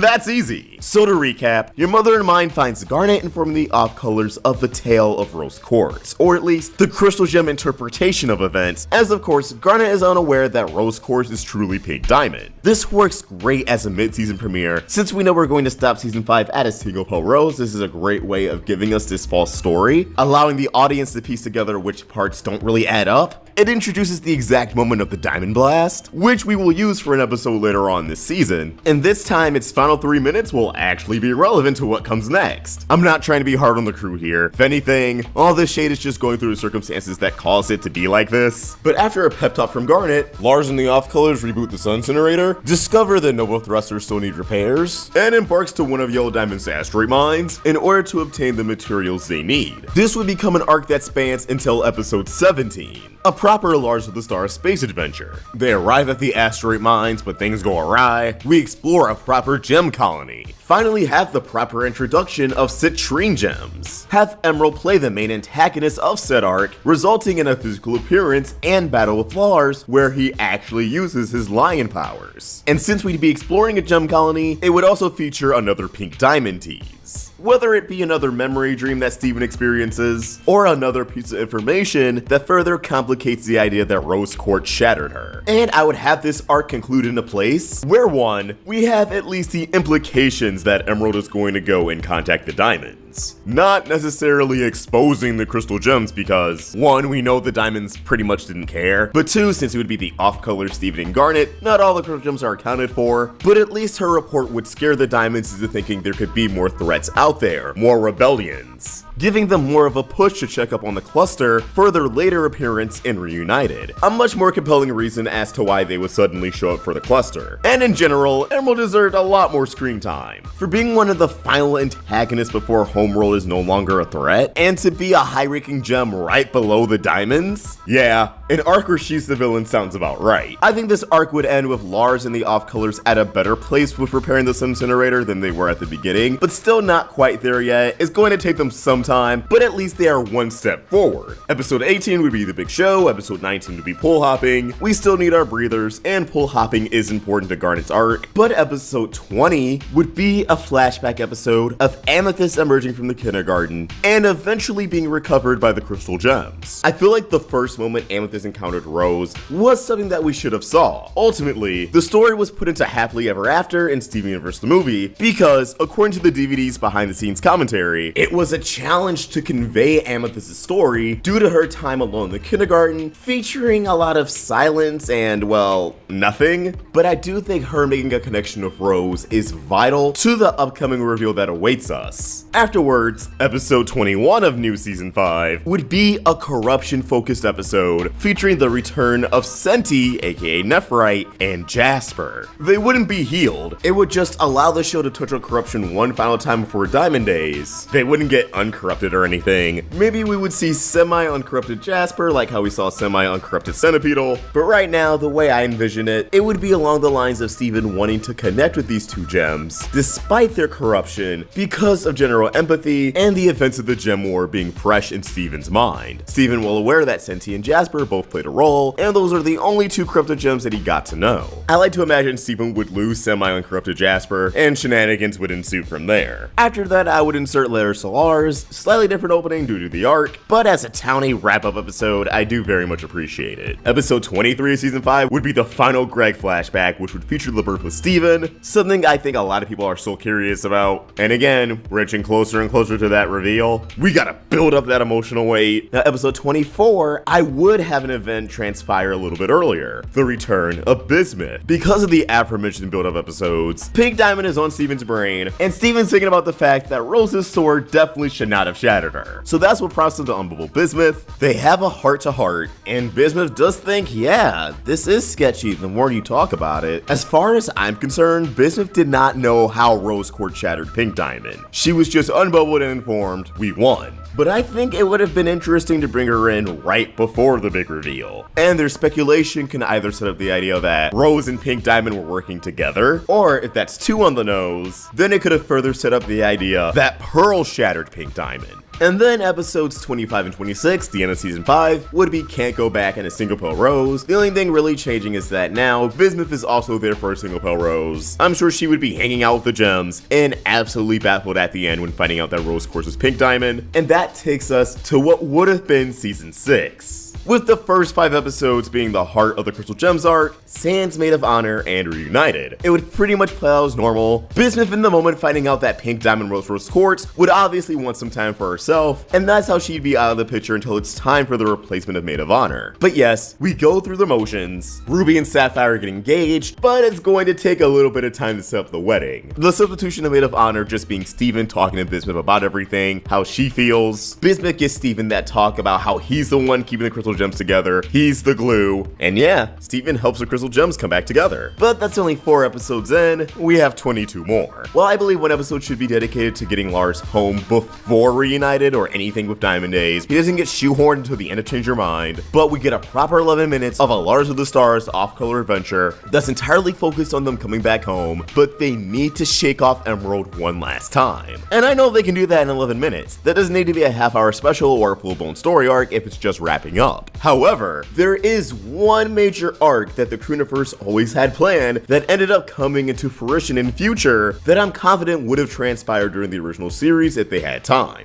And that is Steven's arc in Steven Universe Future, his entire crisis and meltdown. While Steven's arc in Future could not exist in its current state in the original series due to Steven being older and Future taking place after the events of What's to Come, I still believe a form of Steven's arc could have taken place in a hypothetical season 6. More so than any other plot line in Future, Steven's dilemma fits the bill of an arc that had to be shifted to Future to have more room to breathe. In an interview with Comic Book Reader, Sugar goes on to elaborate, around the time we were working on Future, I was reading The Deepest Well by Dr. Nadine Burke-Harris, which is about healing the effects of childhood trauma. I was struck deeply by how impactful an experience like the one I had would have been if I were even younger at the time. I had felt a version of those ripple effects even as an adult. I was hoping when I started the show that a coming of age story would give me room to grow along with the characters, and I realized that my experience with my mental health and unpacking what had happened to me was a huge part of my process of growing while working on the show. So it would only be right to let that be the final big piece of Steven's growth too. Now that we've worked on this story together, I feel like this project would have been incomplete without Future, and I'm grateful to have gotten this extra time, and to have worked with the crew that came together to make Future possible.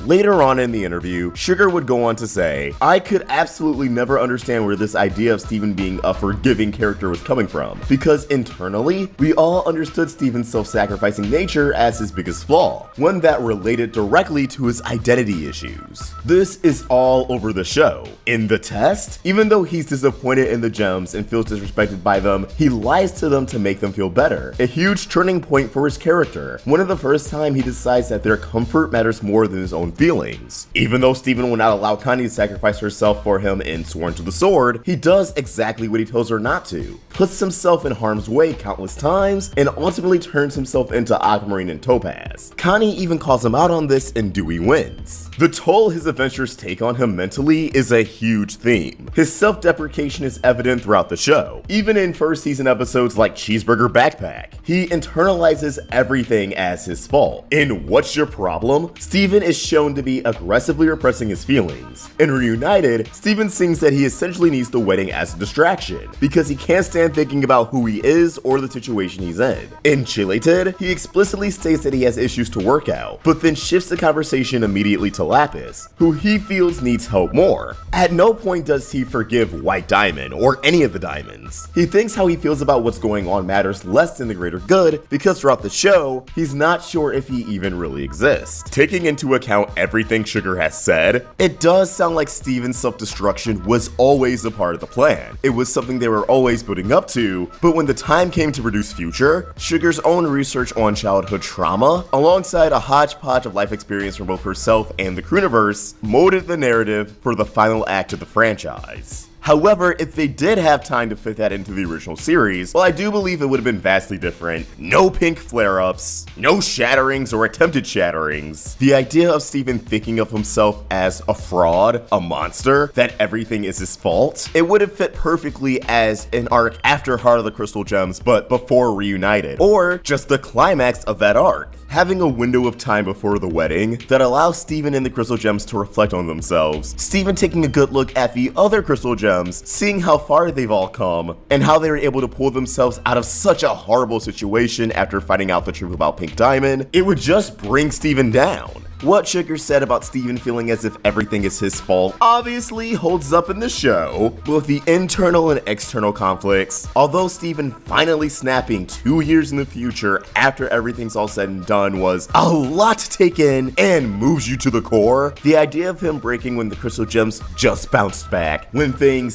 seem as if they're heading in a happier direction rather than already being in that happily ever after, it could be just as effective. Steven truly coming to terms with the fact that his mother was Pink Diamond, and what that entails. Blaming himself and his actions on Lapis taking the barn and going off into space. Dwelling on the fact that he encountered Lapis, yet only drove her farther away. That Bismuth should not have been bubbled in the burning room for this long, yet she only was because of Steven. And I'm sure there would have been a way for Steven to spin the situation with the crystal gems, with Rubium Sapphire back on himself. And I still believe his mental state could have shapeshifted him into a corrupted monster, although that would be accompanied with very different execution. Hell, it could have been approached with a different angle entirely. Maybe instead of a monster, Steven's breakdown played with a different power, like everything that he can do revolving around the mindscape. But of course, I love the mindscape and I wanted to see more, so my brain is immediately going to jump to that. But if you have any other ideas on how Steven's breakdown could have gone down in the original series, let us know. But I do believe the show could have benefited from having some sort of variation of this arc prior to Reunited, because when dealing with Reunited, which I would place as a season 6 mid-finale, Sugar remarked in an interview relating to the episode that the Crystal Gems against Blue Diamond could have only happened now, once they came back together as a fully formed team who essentially have themselves all figured out, at least a lot better from where they began. But that doesn't perfectly apply to Steven.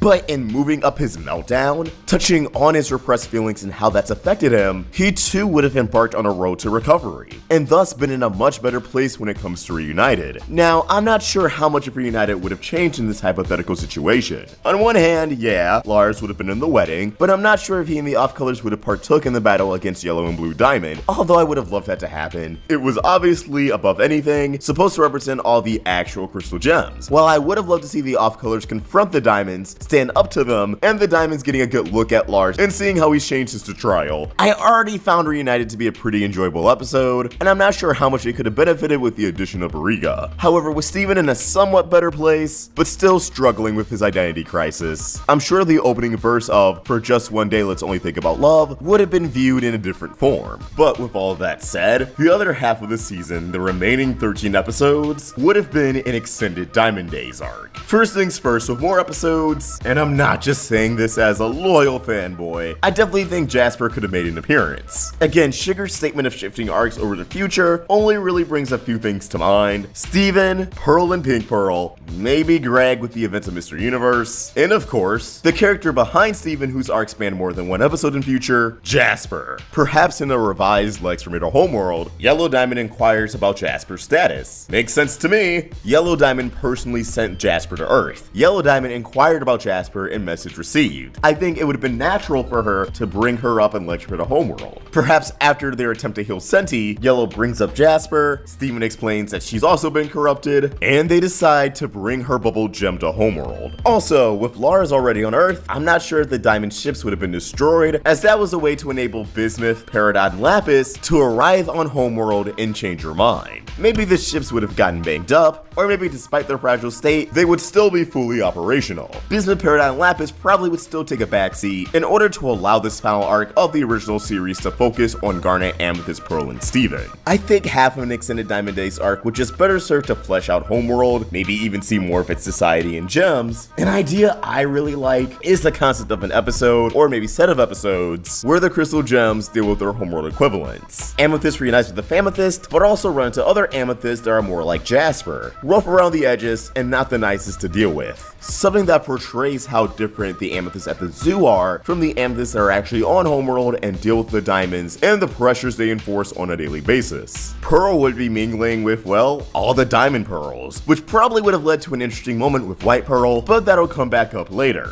Garnet would deal with, well, actual Homeworld Garnets, the Hessenites, Demantoids, Pyropes. That way their appearance isn't just relegated to the Light series. I think there would have been a bigger focus on Steven trying to fulfill Pink Diamond's duties, as the Diamonds are very adamant on getting things back to normal. Have the Era 3 arc actually focus more on what Era 3 could be what the diamonds want it to be, and what Steven's fighting for it to be. This could include colonization, why the diamonds want to colonize, and Steven's reluctance. We probably would have had an episode with all of Steven's adversaries: Aquamarine, Eyeball, Holly Blue, Agate. But more importantly, the episodes leading into Change Your Mind would actually expand its story. A great complaint is that the diamond's face turn didn't have enough time for it to be believable. So having Together Alone happen a little bit earlier, we could have an episode dealing with Blue Diamond and Steven getting through to her, accumulating in our heart-to-heart with Steven and Change Your Mind, and then another episode that deals with Steven and Connie trying to rescue the crystal gems from Yellow Diamond, and when things go awry, Blue Diamond comes to their aid. And with a proper 11 minutes to deal with both of these characters, I'm sure it would feel a lot more fleshed out and earned. Now, before actually going into Change Your Mind, I want to talk about White Diamond in general. I feel as if in an extended Diamond Days arc, she would have made a few more appearances. Once to help fully uncorrupt Jasper at the request of Yellow Diamond, the four diamonds coming together and fully healing their first gem, leading to a different spin on Jasper's arc, where she is absolutely shell-shocked to learn about the truth of Pink Diamond and denies Steven as her diamond, but for the wrong reasons. And maybe Jasper's arc could be more along the lines of challenging Steven at a homeworld arena. They battle against Steven's will, but ultimately he manages to win, and even earns a little bit of Jasper's respect. I can see White Diamond temporarily relinquishing her control of Pink Pearl, as again, I feel like that could have been one of the arcs that was shifted towards future, Steven having 2 pearls for a day, and the tension between the two is uncovered through those circumstances, but they ultimately pull it together as Pearl manages to get through Pink Pearl and convey, hey, that kid right there is not Pink, she's gone, and we should not be making excuses for her. And by the end of Together Alone, both Jasper and Pink Pearl, whether on screen if they manage to fit in White Diamond somehow, or off screen, get put under her control, which would now star at quote-unquote White Pearl, blocking Steven from entering Pink Diamond's ship as White begins to assemble the mech.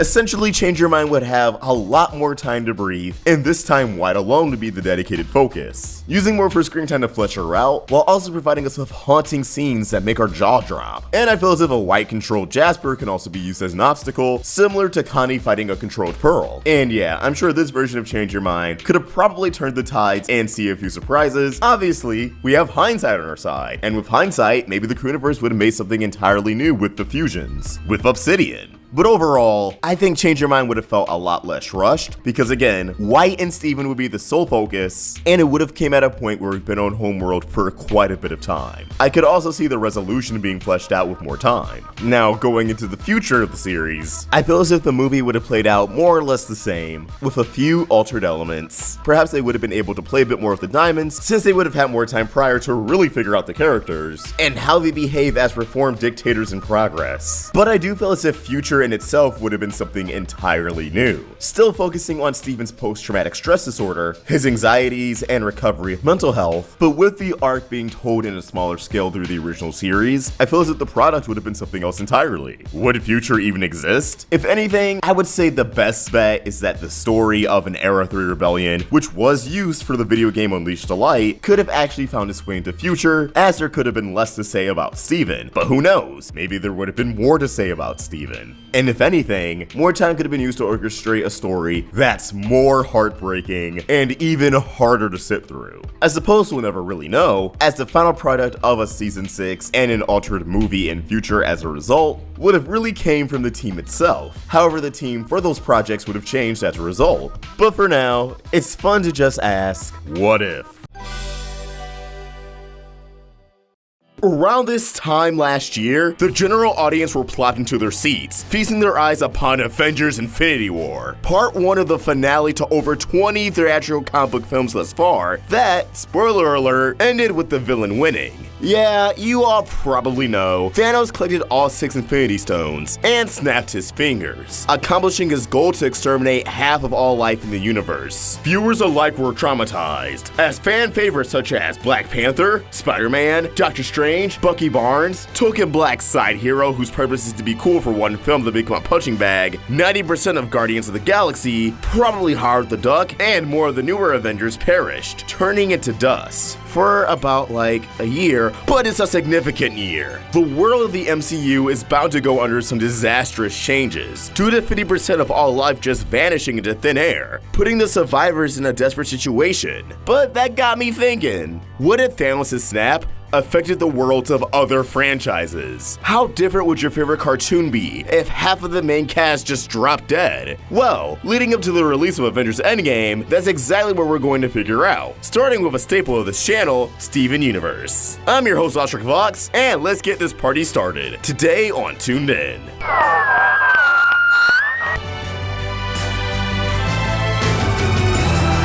Alright, so we definitely need to set some ground rules to keep things interesting, but not confusing. First things first, I know Thanos' snap is directed towards all organic life, and gems aren't organic. However, we had to consider Thanos' goal. He wants to wipe out half of the universe to bring balance of resources. The gem species' entire existence feeds off of resources. They go around wiping planets in order to create more gems. This directly conflicts with Thanos' goals, so we're going to factor in every single gem into the snapping, also for juicy drama. Now, the current conflict in Steven Universe is sort of, non-existent due to the end of Change Your Mind, wrapping up what the show's built up to since day one. With information on both the movie and Season 6 unavailable to us at the time, we still need some sort of conflict for the characters to play off of. So we're going to set the snap around the events of the episode Reunited, where practically everyone is together, and the plot is at its peak to mess around with. To get the list of who survived the snap and who bit the dust, I simply flipped a coin. So every single one of these was at random chance, not axed because I hold a vendetta against a character, or because I thought it'd be clever to get rid of them. There's a 50-50 chance of making it out alive, and we're going to stick by that. Alright, no more delays. We're going in. Ready, set, snap.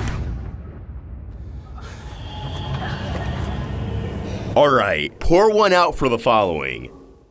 Amethyst, Connie, both of her parents, Greg, Peridot, Rhodonite, Paparacha, Dewey, Sour Cream, Vidalia, Yellowtail, Ronaldo, Lars's parents, Jamie, Suke Sam, Mystery Girl, Kevin, White Diamond, Blue Pearl, all of the rubies except for Army, the Yellow Zircon, and Centipedal. Ruby and Sapphire's wedding plays out as normal. They put on the rings, kiss, and refuse back into Garnet. The two flowers wash up on the shore, and then silence. Everyone still feels joyous, but something feels off. Garnet stops dead in her tracks. Her future vision shows her something so frightening, she can't even properly process everything. All she does is shout, "Wait!" As if on cue, half of their audience begins to crumble into dust. So many loved ones in one fell swoop that Steven can't believe his eyes. Remember, Steven saw multiple versions of himself evaporate into sand, and when that happened, he froze into place as if his mind was broken. So reliving that moment, replacing time-displaced copies with people he actually knows and loves, going beyond a mind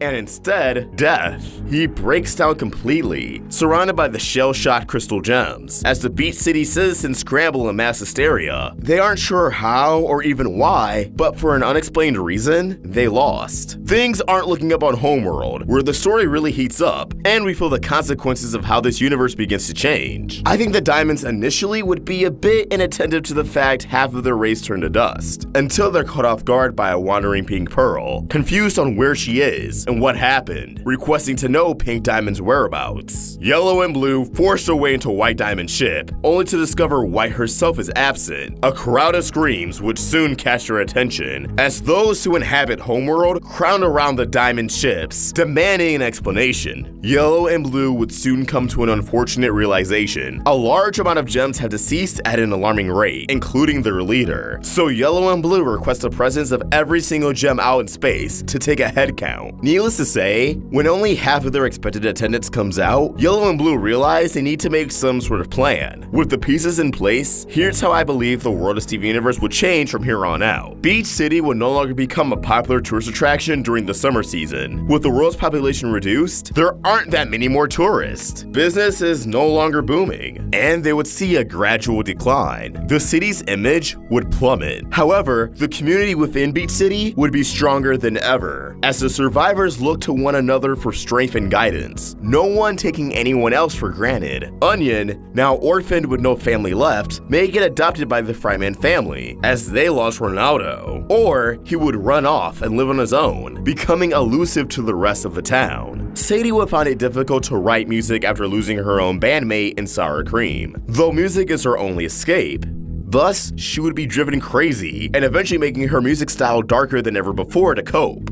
Sadie Killer and the suspects would definitely disband, causing Sadie to go solo. The crystal gems would never recover from their losses, Steven taking everything the hardest, losing his optimism, and unable to rationalize what happened. Losing Greg would also cause Uncle Andy to relocate, staying with Steven as they become the only family they have left in the DeMayo bloodline. Bismuth would grow paranoid, pinning the disappearances on Homeworld. Slipping into old habits, not only would she create an insane amount of powerful weapons and upgrades for the remaining gems, but even whip up another breaking point, unbeknownst to Steven. Assuming all the off-colors were needed to help repair the ship, the loss of Rhodonite and Paparacha would not only discourage Lars, freaking everyone out as they just crumble into dust before their very eyes, but it would keep Lars and the rest of the team at a disadvantage, as they remain stranded in space. Eventually, Steven would come to check up on Lars, filling him in on what he knows about the strange occurrences, and inform Lars about the loss of his parents, which would absolutely crush Lars. Sadie's survival being the only thing keeping Lars going. Steven would recruit Bismuth and Pearl, hoping the off-colors restore the ship so they can head to Earth. As for Homeworld, distressed and needing to compensate at the loss of White Diamond, Yellow and Blue would still come to Earth for the cluster, although obviously later than they originally did in Reunited. When they arrive in Beach City, Bismuth either would get really lucky in successfully using the breaking point on the diamonds, or, the more likely scenario, still become immobilized by Blue Diamond's power. I think the latter events of Reunited would play out moderately normal. The cluster wrestles Yellow Diamond's ship, Lapis would eventually come to the rescue, only to learn that Peridot was a part of the decimation, and Steven would be rendered unconscious after urging Yellow and Blue to communicate and understand that Pink Diamond wasn't shattered. Steven still ends up in the mindscape, using his powers to get through to Yellow and Blue. The only ultimate difference here at the end of the day is that different gems may get pooped in the battle due to the lack of Amethyst and Peridot. After Steven gets through to the diamonds, the beginning of Lex Rid of Homeworld will play out as normal, except when Blue and Yellow attempt to heal Centipedal, that's it. Without White Diamond, corruption can no longer be cured. It would finally become a hopeless situation, with seemingly no way to fix it. With this shift in the timeline, either Yellow and Blue would stay on Earth, trying to help Steven cure corruption until their ships are fixed under the guise of Steven being Pink Diamond, or Steven himself would return to Homeworld, with Yellow and Blue in Pink's ship, staying with them, as he now feels aimless in life. He lost his father, and he lost his best friend. The crystal gems were unable to protect the Earth. Steven would feel that assuming the identity of Pink Diamond would be the only thing left for him. After all, what more could he lose? So, Steven would live out his days on Homeworld, serving the gems that serve him. Homeworld entering a very different, very scary kind of Era 3. Always wondering, where did it go wrong? How did we lose? Alternatively, because there's fewer crystal gems and the outcome could have been significantly different, for example, Alexandrite wouldn't have been formed right away, which could have completely changed the battle from the start, Blue Diamond could have easily wiped the floor of the crystal gems. Steven never being rendered unconscious, and Blue Diamond getting back into her ship to assist Yellow Diamond against the cluster. With the diamonds being successful against the cluster in this outcome, they could fully awaken it beyond an arm, causing it to completely form and destroy the Earth, destroying the planet and all of its inhabitants. So everyone loses, except for the diamonds, I guess? Though they would never have a change of heart and learn from their actions. Yeah, thanks Thanos. Although I suppose Steven did stay on Homeworld, considering we saw what one could assume to be forced cluster experiments in Yellow Diamond's burning room, every single one bubbled, perhaps while Steven's occupied running a court and giving in to this new lifestyle, Yellow would continue the cluster experiments. And right under Steven's nose, she would birth not one, not two, but maybe multiple cluster experiments. Why even stop at the cluster? I could see Yellow Diamond just creating more and more geoweapons, destroying more and more planets in the process, being driven mad by paranoia at the loss of White Diamond, afraid that gem kind is left vulnerable, and creating her own solution. A dangerous solution, one that's comparable to the Empire having, let's see, maybe 10 times as many Death Stars as they built in the past. I'm just spitballing. You get the idea though.